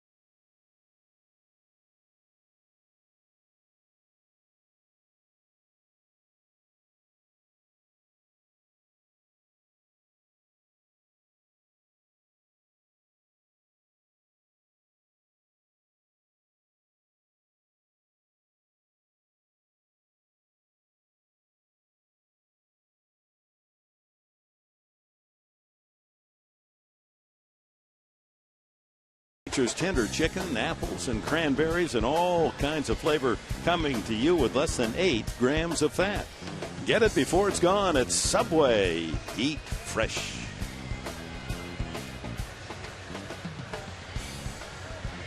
No score, top of the 7th. Who's going to get up there on the scoreboard first? It's Counsell, the pitcher spot, and Ricky Weeks for Milwaukee in the 7th. Counsell looped the single to left and grounded to second. 5 hits for the Brewers, 4 for the Padres tonight. Counsell takes it outside, ball 1. The only extra base hit, Prince Fielder's double off Maben's glove in deep center field.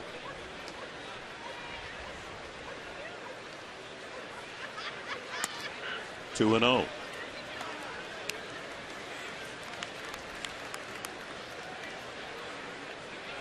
Harang has walked just 2, struck out 3.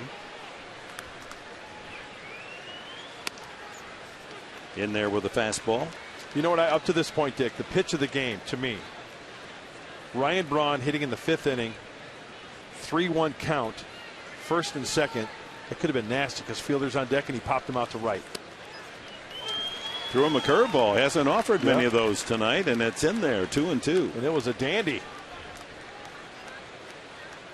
And Ryan Braun out of the lineup. We're trying to discern for what reason. Struck him out. Number 4 for Aaron Harang. Got him with a slider. You get ahead, you bury that slider down and in. It's a perfect pitch right over the top of it. Well, Aaron has pitched some terrific games as a Padre. He's also been roughed up a bit, but this is his best game. Narveson, the pitcher, takes high and away, ball 1. He hasn't thrown him a strike yet. Yeah, and the one thing that really sticks out for Aaron Harang for me is that he's staying out of the heart of the plate with his fastball. That's 6 straight balls thrown to Narveson. He walked him in the 5th inning on 4 pitches.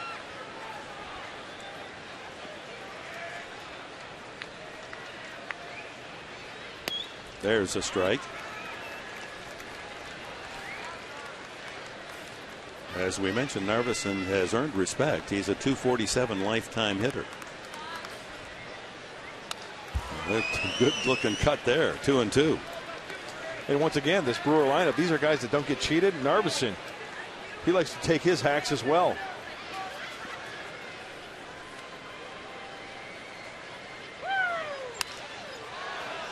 Pokes that one foul.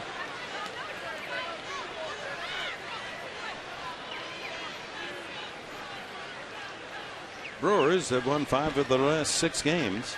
They go home after this 2-game series to play Colorado and Washington. 3-2 to Narveson.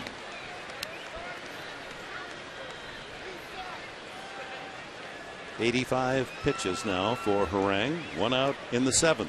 A good old-fashioned fastball right on the outside corner. You got the defense shifting that way a little bit. Nice easy fly ball for Ryan Ludwig. There is the fly ball. In comes Ludwig. 2 away. Well, you're orchestrating this rather nicely, Mr. Grant. Thank you, Mr. Enberg. Coming up, the Hyundai 7th inning stretch. Stretch your dollars at your San Diego Hyundai dealers. Get more MPG, more value, and double the warranty. Shop online at SanDiegoHyundaiDealers.com. 2 gone here in the top of the 7th. Ricky Weeks, the leadoff man, has struck out twice and flied to center.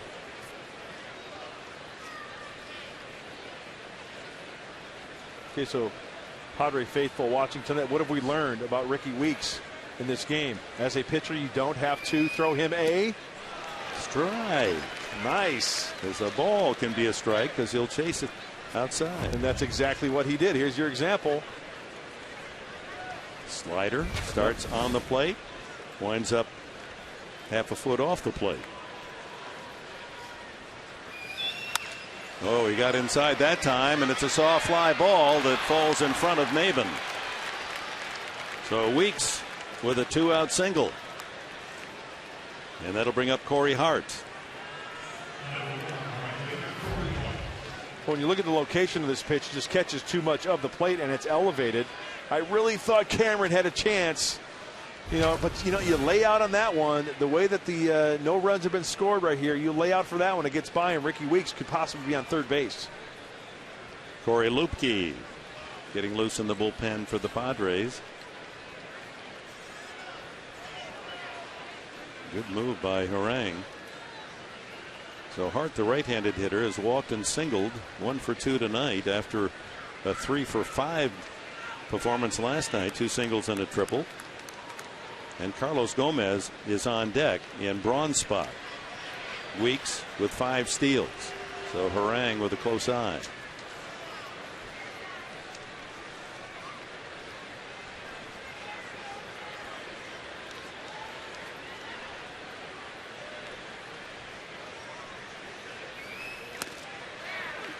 Slider in there. Hart, even though he's started the season on the DL, hasn't had that many at bats, counting tonight 65 official at bats, has no home runs and 1 RBI. All those chances.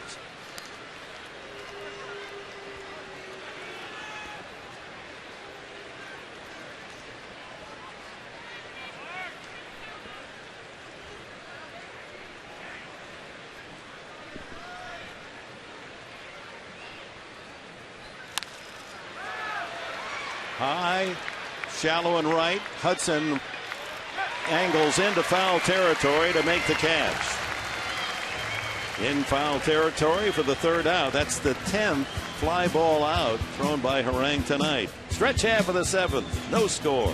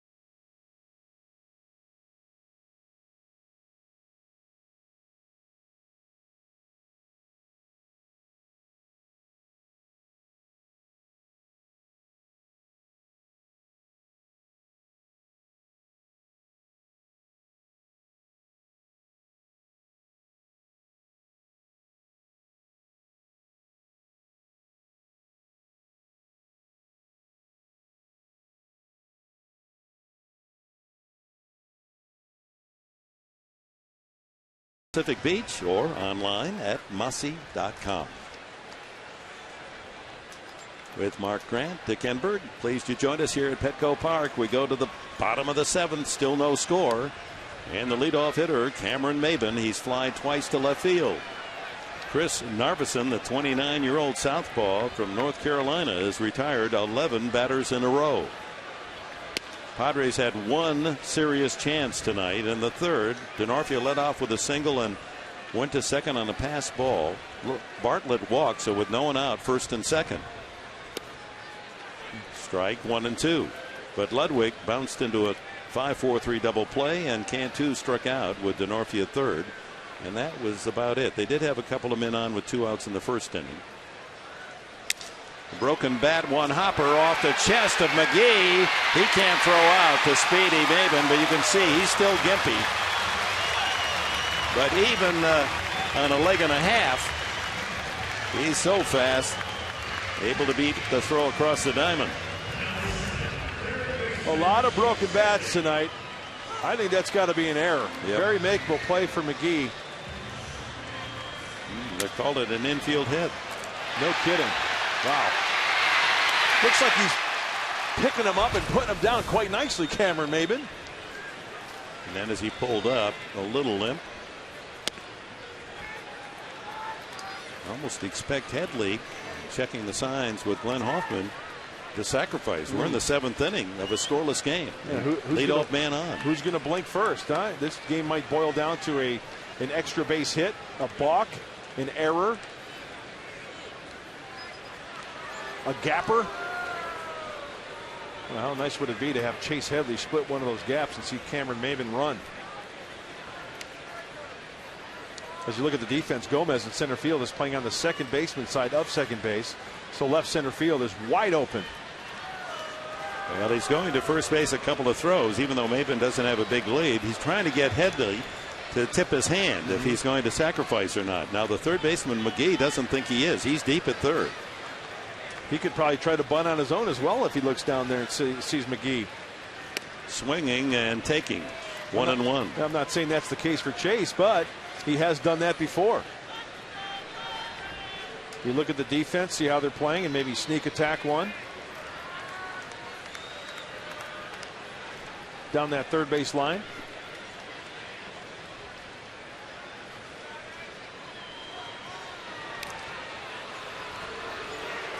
Not close over at first. And believe me, Dave Roberts over at first base, the doctor, he is all over Narvison's move. Watching video, looking at tendencies, helping out Cameron Maben. The eagle eye. There he goes. And Headley fouls it off. He had a great jump. Yes, he did. Thought he had it stolen, but Headley fouled it off. It's 1-2.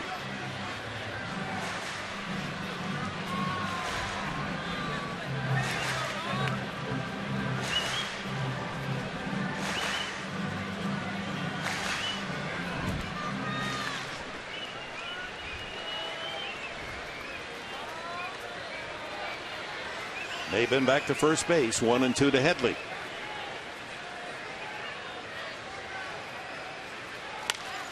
Little looper foul off the head of the bat. Bounces into the crowd. And another broken stick. I mean, there must be a dozen bats broken tonight. Yeah, the price of wood is skyrocketing as we speak. The maple trees are wincing back in Vermont. Yes, they are. Said, all we want to do is give you sap. We'll give you the maple syrup. Don't break us up like this. 1-2. Another foul. That's got to be a half dozen broken bats, I would say. I think it's more than that. Yeah. 88 pitches now for Narveson. He and Harang have just been around the plate. Great control. Not many balls hit hard at all on either side. Nope. The best of the lot was Fielder's line drive to deep center that Maven thought he had, but went off his glove for a double. 6 hits Milwaukee, 5 singles and Fielder's double. 5 hits the Padres, all singles. As we celebrated at the start tonight, it is singles night, and in the spirit of the evenings, San Diego cooperating. Runner goes, and he had it stolen again, but the fly ball to right field into the corner, caught by Hart in fair territory.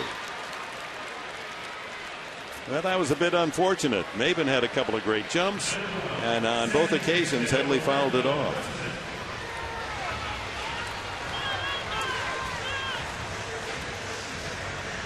I really thought they might go to the sacrifice. Headley, interestingly, he's up 3 times. He's hit 3 fly balls to right field. Orlando Hudson has grounded out twice tonight in his return from the DL.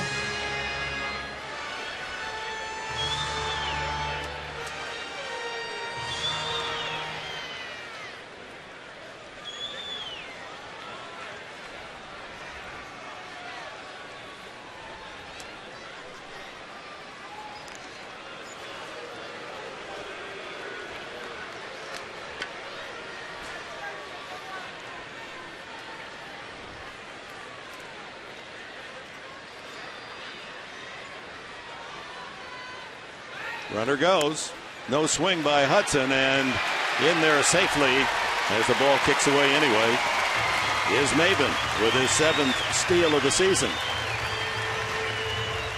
Now Hudson, the veteran, takes the pitch and allows Maben to steal the bag. And he went on the first move, clearly safe at second base, and it's a King Stallman stolen base for Cameron Maben. So I'm trying to get in the mind of Bud Black here. And you talked about Doc Roberts and how he studies pitchers and tries to get tips. I think they felt that they could steal on Narveson. So why waste the bunt? Waste the. Sure. They're going to get Maben to steal second anyway. Good so point. that's the same as a sacrifice. A couple batters with a runner in scoring position. Try to bring him in. Strike to Hudson, and it's 1-1. Rob Johnson on deck.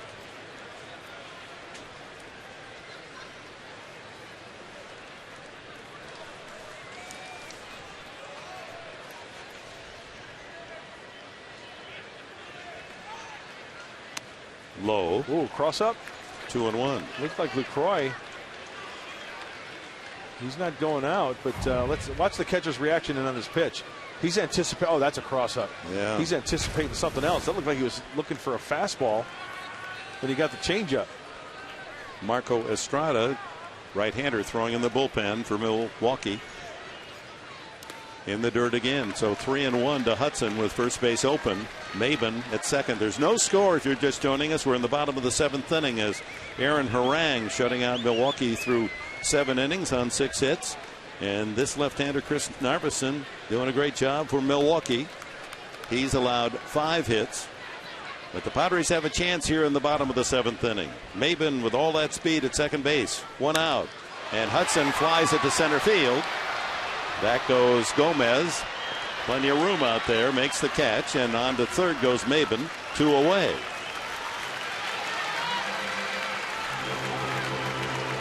Another fly ball out. Just as Harang's thrown a lot of fly ball outs. 4, counting them 5, 6 fly ball outs. If you count pop-ups, then it's 9 total for Narveson.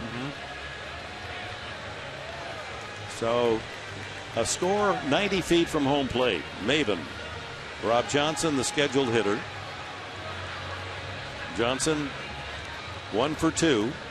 Singled through the left side his first time up. They were using a shift. Weeks was on the shortstop side when he singled. Orthodox on this at bat. Strike 1. Johnson with 3 RBIs this season. Gets a changeup to open the action in this sequence. Strike 2. And the fastball at 90. That's the fastest he's thrown the entire night. 90 miles an hour. That 90 looks like 98 probably to these guys after flipping that changeup up there. Maben coming down the line. Ball gets away in the dirt, as that one almost did. Might be able to get a score on a wild pitch or pass ball.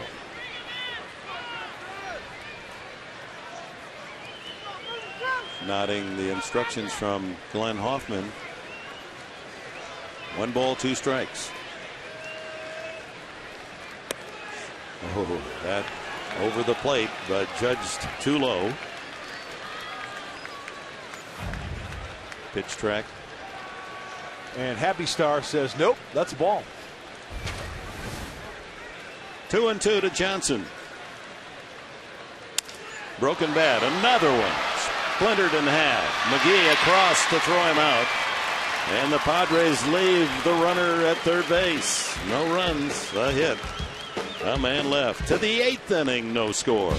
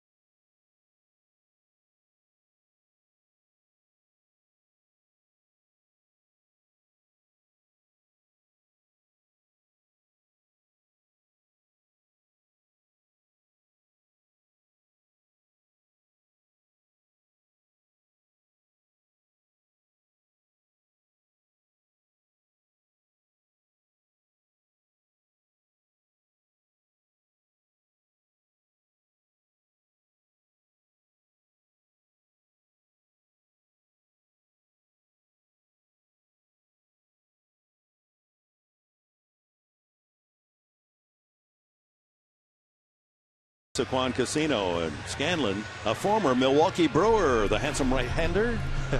With him 94, 95, 2000. There he is in action. A two-seamer for a strike.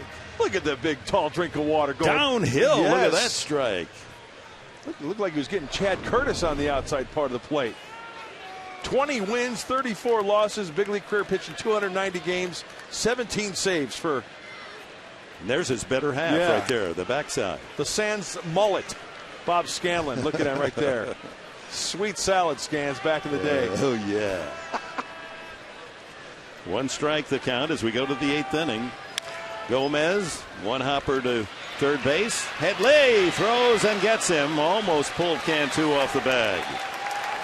Well, Headley's had some problems throwing him low and made sure that it wasn't in the dirt. Almost took Cantu out of the play. A lot of time. Crow Hop has kind of worked underneath it a little bit. And just gets his foot on the bag. So Carlos Gomez into the game because Ryan Braun taken out a couple of innings ago and an apparent illness or injury. And here's Prince Fielder, popped to short, doubled to deep center off the glove of Maben and flied to right field, 1 for 3. He's up there thinking one thing. Pull it sharply, but he doesn't. He rolls one to first, and there's 2 away. Aaron Harang working on a dandy. Staying out of the heart of the plate. You look at his pitch total. The next toss will be 95 for Aaron. He has placed his slider quite well as these right-handed hitters are fishing for that pitch off the plate. Ricky Weeks comes to mind. He has got him swinging once and looking once. 2 gone to Casey McGee. He takes a strike. Slider on that outside edge.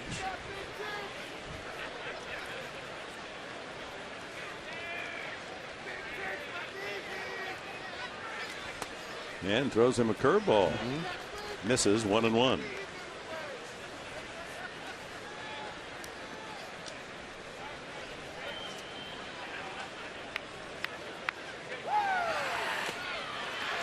Foul tip, curveball, 1-2 to McKee.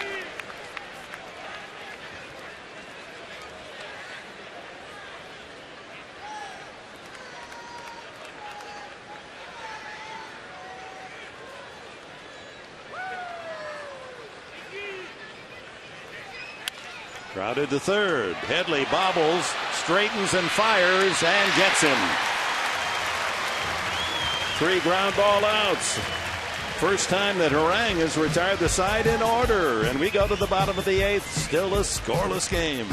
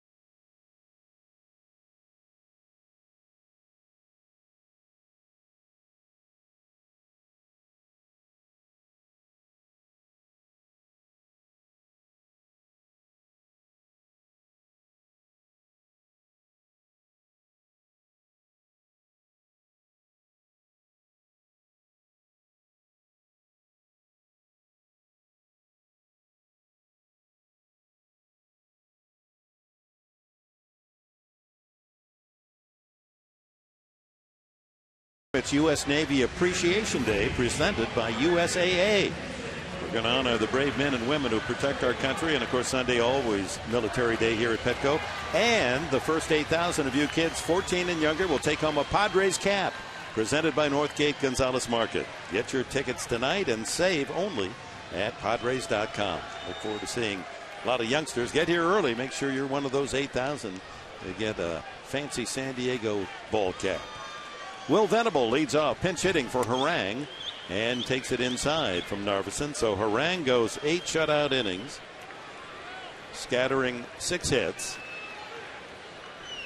and struck out 4, walked a couple. Taking a strike, 1-1. Harang, if you're wondering, the last time he threw a complete game was in 2009 at St. Louis for the Reds, and his last shutout was against Pittsburgh 2 years ago. 1-2 to Venable.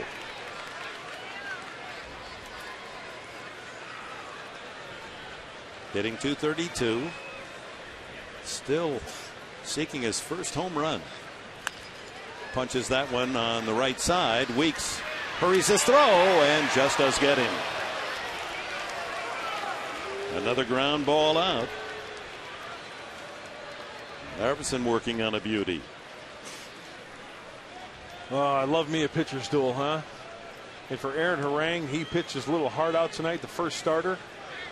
We go 8 shutout. And Ron Reineke is going to go to his pen. So he left the left-handed starter Narveson in to pitch to the left-handed hitting Venable.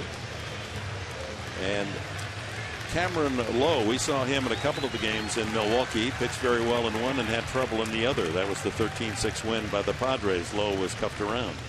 So Lowe comes in, no score in the 8th.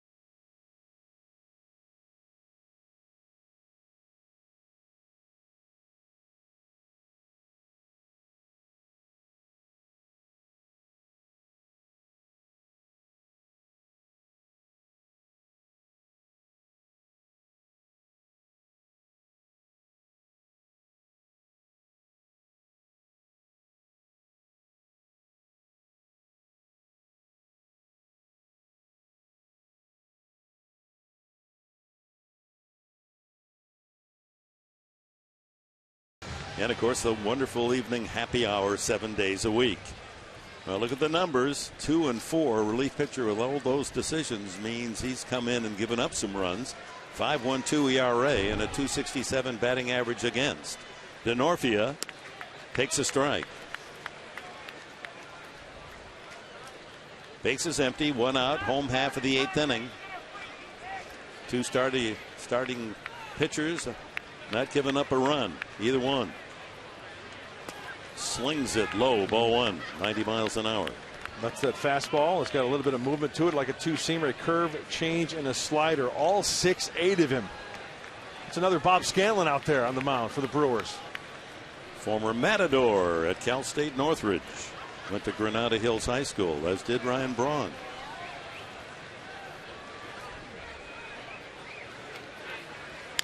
Pulled foul by DeNorfia, who singled in the 3rd inning. He's also struck out and fouled to right.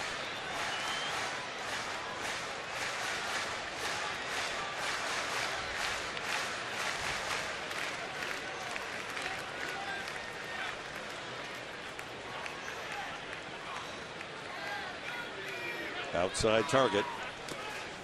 Way outside.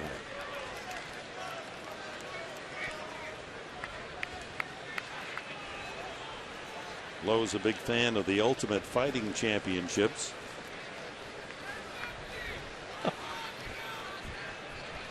It's great entertainment. Come on. If you like barbarism. 3-2.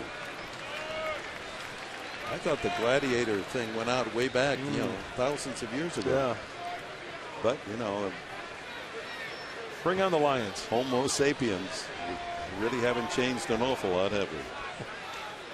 3-2 now to DeNorfia. And another foul.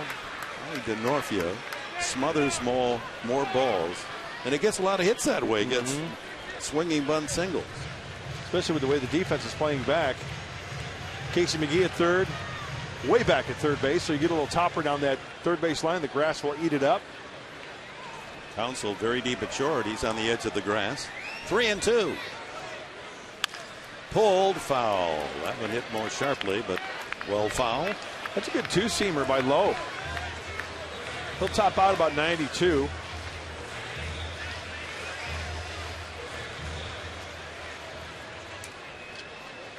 Leads the team in holds, appearances. This is his 24th appearance.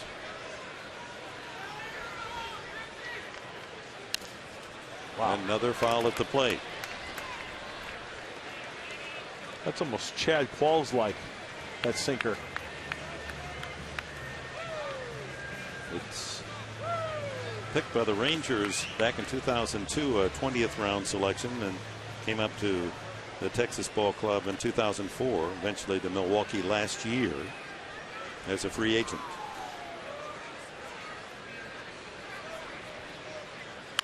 Another ball pulled through. That's fair. Just over the bag. McGee, strong arm, throws him out. 2 away here in the 8th, and Jason Bartlett struck out, walked, and popped to second.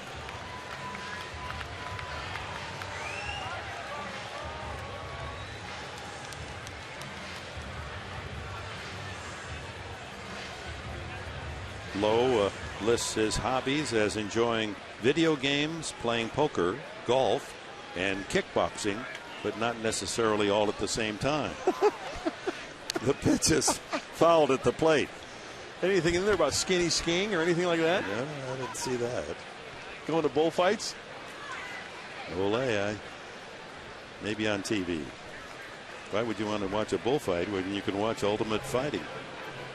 Looks like LaCroix may have gotten one behind home plate.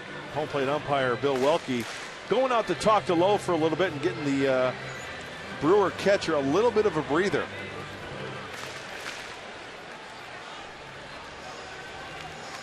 Yeah, this is the first time all season we've had a scoreless game go this deep. Yep. You can bet each manager now will be hunting for a way to play small ball and get that one run.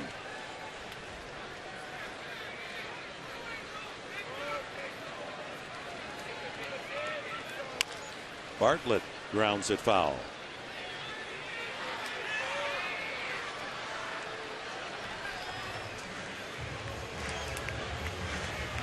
Well, the Padres came home leading the major leagues in most runs scored.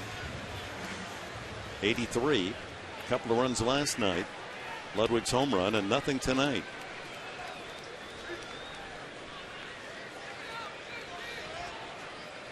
Struck him out as he chases the slider outside.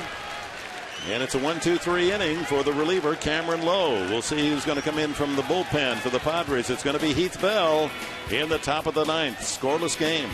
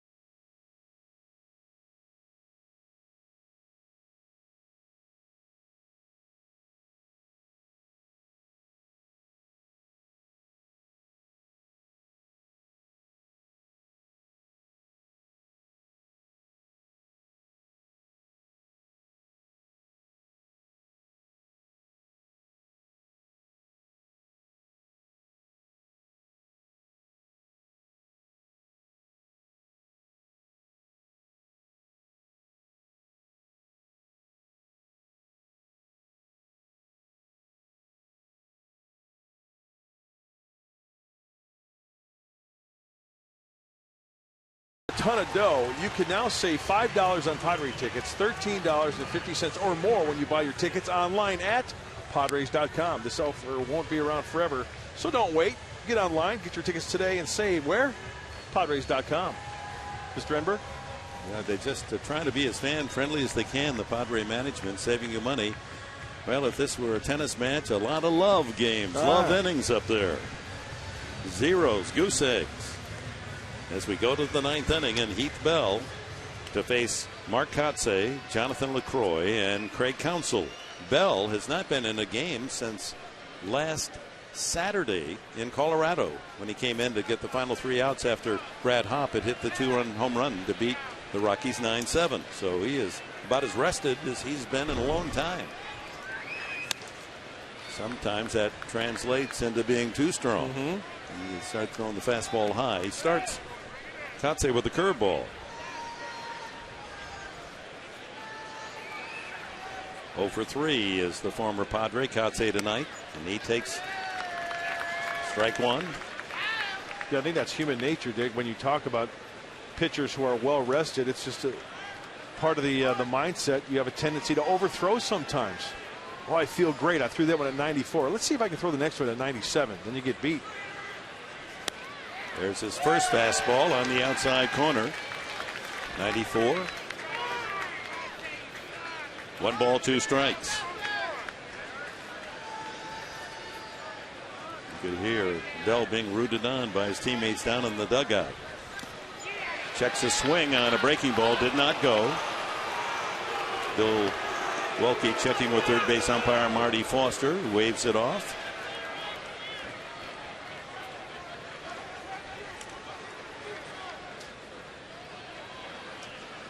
Oh for 3 tonight, but Kotze 3 base hits and 2 RBIs last night.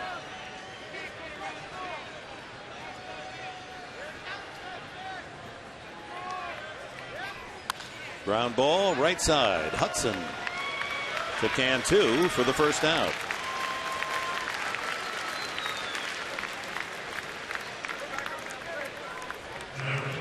Jonathan LaCroix next. He's 0 for 3.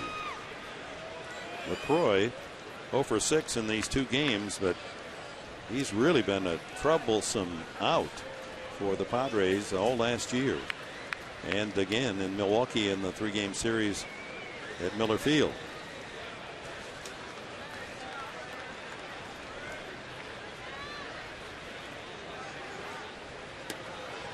LaCroix last night in a key moment in the game with the score tied 2-2, the bases loaded. Frieri came in, the first pitch hit him, and that was the run that the Brewers needed to win it. They got a couple more in a 5-2 victory. High with a fastball, 2-0. Craig Counsell on deck, and then the pitcher's spot here in the top of the 9th inning. Bullpen is active.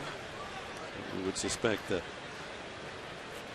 skipper Renicky will go to a pinch hitter should we get that far.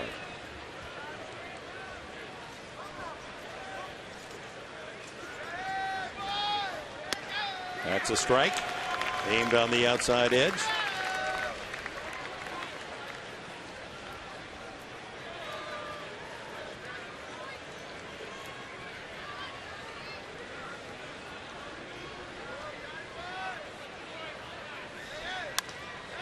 Fouled away.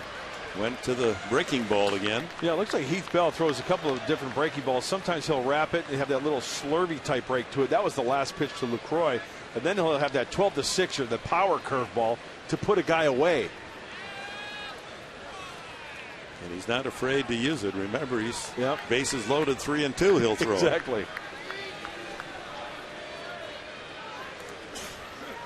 2 balls, 2 strikes. That was the curveball, but it hung inside, so the count goes full on LaCroix.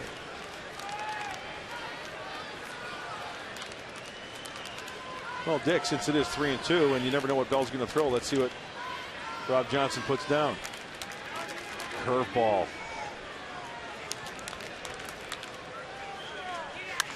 And it's lined to right field for a base hit. Denorfia cuts it off. A 1-out single by LaCroix. And that brings up the left-handed hitting Craig Counsell. 1 for 3 tonight.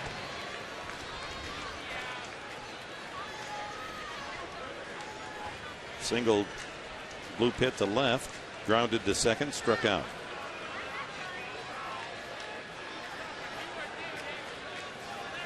Average now at 239.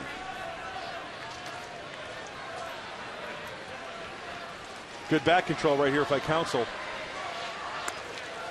Fastball strike. Mike Rivera just recalled from the minor leagues. Catcher is on deck.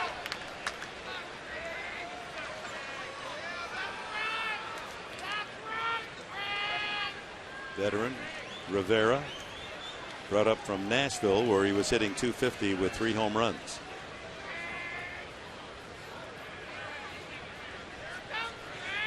LaCroix with his lead, infield looking for 2. Misses inside.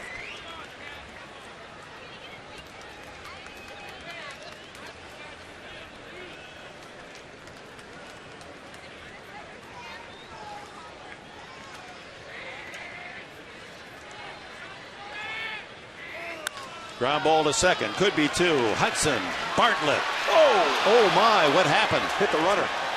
And there goes Counsell all the way to second base as the throw right into the face of LaCroix. And on the play, Counsell alertly keeps on running, and he goes to second base on it. LaCroix didn't get down. And Bartlett, as we've seen, he likes that flip throw. It doesn't come over the top, and he's down there low, and you better get out of the way. And LaCroix, fortunate, he can come away in one piece. In the meantime, in the ugliest of ways, he did break up the double play. It was going to be 2. Oh, looks like hit him in the left hand as he was going into slide.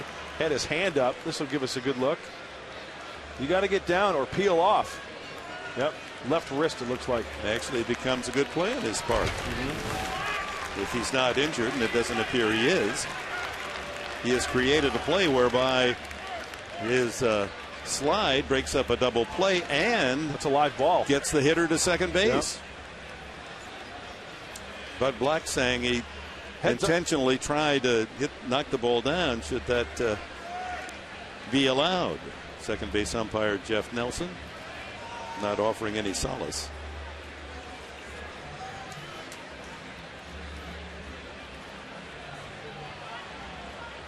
Heads up play by Counsell too. Live ball. Everybody's going after that baseball, and a lot of the people were Brewers in particular concerned about LaCroix. So Craig Counsell takes that 90 feet. So that's a safe on a fielder's choice, and he moved to second on an error by Bartlett. Padres continue to come up with misplays, but that was a freakish sort. And here's Betancourt, Yunieski Betancourt, who started last night. T22 hitter with a runner at second base. 2 outs here in the 9th. Ground ball to second. Hudson gloves it. Inning over. So even though the freakish no double play and Counsell in scoring position, Bell pitches out of it. We go to the bottom of the 9th. No score.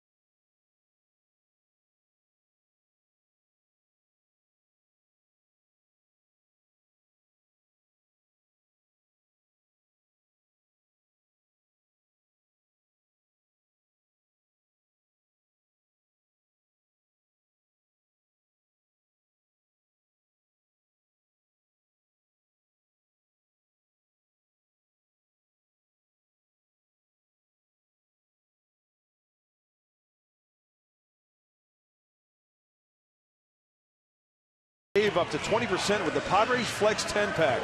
You can use your tickets at one game or across multiple games. Flex 10-pack tickets start as low as $11 and are available in 4 great seating sections. Get your Flex 10-pack today by calling 619-795-5008. There we go, Mark Grant. In the bottom of the 9th inning, you see Brad Hopp. He's going to pinch hit for Cantu. But first, we introduce the relief pitcher Marco Estrada. He pitched an inning last night, gave up a couple of hits, and should have given up a run. Remember, Denorfia singled, was called out at second when the replay showed he was clearly safe, and then Bartlett followed with a single.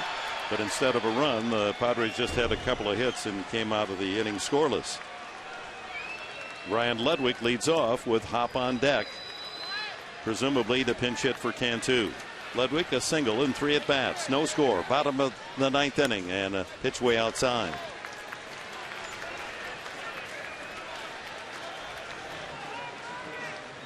One and one with the 3.82 ERA. Estrada. Fastball on the inside corner.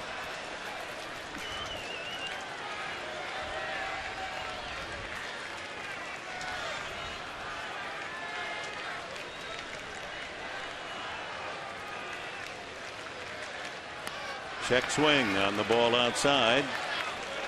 Did not go, says Toshida. A slider, 2-1 to Ludwig.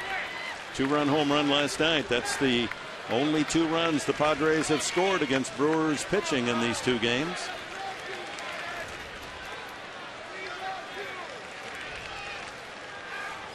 Ooh, he got the fastball at 91, but couldn't find it. 2-2. And he got it in also. The fastball in. Remember the pregame show, we talked about the home runs hit by Ryan Ludwig. Pitches that were in. This pitch here, he wanted it down away. That's middle in, and that's right in the zone. If it's down a little bit more, that's where Ryan really likes it. Hits that one to right center field. That may fall. It does. In front of Hart. Ludwig with a single to right. His second hit tonight. Winning run on. And here comes Brad Hopp. Not hit that well, but fortunately for Ludwig, it fell safely in front of Hart.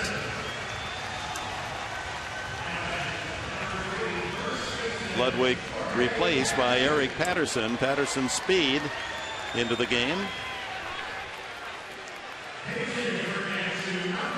And Ludwig takes a seat in the dugout, and we'll see if has Hopp been introduced yet. And if so, you wouldn't think he's up there to sacrifice. So he's been introduced. He's in the game. Hopp has been sensationally hot of late. 9-game hitting streak. Since April, batting .352 to raise his average up to .244. It was below 100, remember? And in May, hitting .365. That's the 3rd best batting average in the National League in May. Gabby Sanchez in Florida, .369.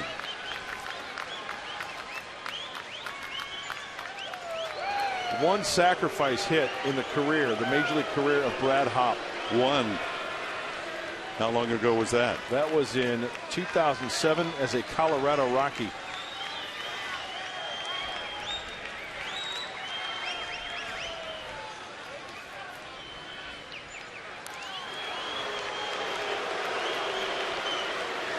Now Dave Roberts warning Patterson, don't get cute here, get a good lead, but make sure it's a safe one. That one-way lead. Weeks has pulled way over into the hole at second base, and shading almost behind second is Counsell, the shortstop. Way outside, almost a pitch out, might have been.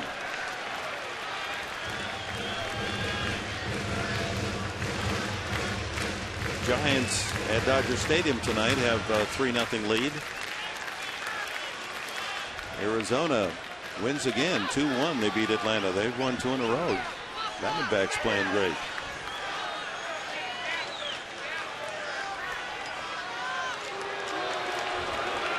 Now the cat and mouse now between pitcher Estrada and the runner Patterson. You know, Estrada throws that big downer curveball. You can bounce one right here, get a free 90 feet. Way upstairs, 2-0. Well, this is what a daring base runner and the talented speed of Patterson does to the pitching as well. Concentration on him. Maybe you lose a little focus on home plate. And maybe you're a little reluctant as a pitcher to throw that curveball. You're afraid of bouncing it. And if you do throw the curveball, you might hang it, and that spells trouble. 2-0 to Brad Hopp. Runner goes. It's low. The throw is high, and he's in there.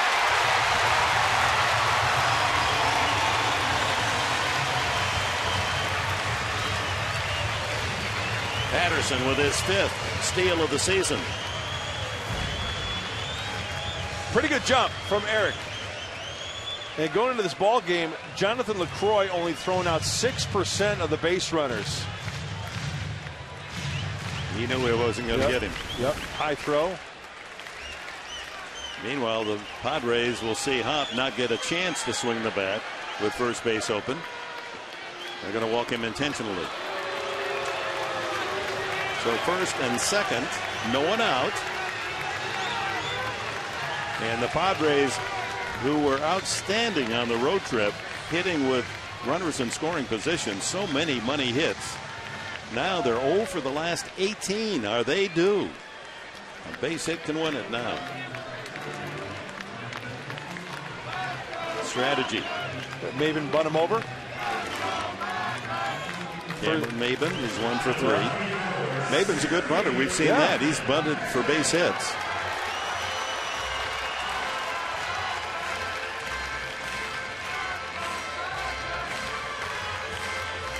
No action in the bullpen. Looks like this is Estrada's inning. Yeah, their closer, John Axford, who saved it last night despite the fact he gave up a couple of hits. He's pitched 3 or 4 nights in a row, so I don't think Renick's going to call him into duty tonight. First and second, no one out. Winning run out there at second, carried by Patterson. They're looking for the bunt, and he misses it. And he was trying to bunt it toward third, and he had McGee. They had the play on. McGee was backing off. Leaving it to Estrada to field the ball if it went to the third base side. And the relay game on there. Bud Black showing the signs to Glenn Hoffman and then flashing the signs to Cam Maben. Get it down. Beautiful bunt. Nice. Throw. Gets him. Perfect sacrifice. 1-4 on the putout, and the winning run is 90 feet away with 1 out. And one would guess Headley's not going to swing the bat. They'll load him up and allow themselves to play at every base. Well, kind of an unorthodox bunt attempt. You know, Cameron Maben with the high leg kick before he went into the bunt. But you know, though, the bottom line is that bunt was placed perfectly. Nice job, Cameron Maben. 4 wide ones to Headley. And the O-Dog will get his chance to win it. So a couple of intentional walks here in the inning. Hopp, the pinch hitter, and now Headley to load him up, play for the double play, or at least play for the force at the plate. The infield will draw into softball depth, and the outfield the same.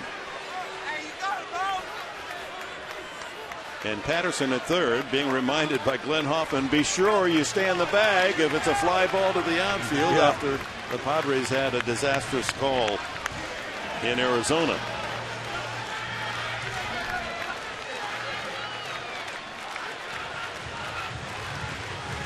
You know what, Ron Renick, he's pointing to Mark Kotze, the left fielder. He's coming in the ball game, or into the mound rather. Maybe they're going to use 5 infielders here. They're going to split the other 2 outfielders. Gomez going to what would be left center, and Hart in right center. We've already seen Renick. He likes to overshift. He's played 3 men on one side of the diamond for several of the Padre hitters. And Freeze on the line drive. Well, Hudson back from the DL, and here he is, a chance to win the game. Bases loaded, 1 out. Perfect script, huh? Absolutely. And he would love it most of all. If you could say, anyone want to be up, bases loaded, 1 out in the 9th inning, O-Dog would be barking. So, Dick, they've got 3 infielders on the right side, 2 on the left on the Brewer infield. And Kotze, the left-hander, playing halfway between first and second. Hudson trying to lift one here and win it. He lines one to right field. That'll be the hard tagging is Patterson, and the Padres win it 1-0.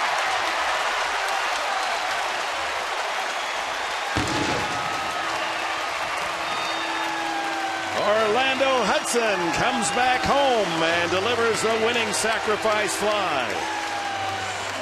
And the tight pitchers duel ends in the bottom of the 9th inning with a 1-0 Padre victory.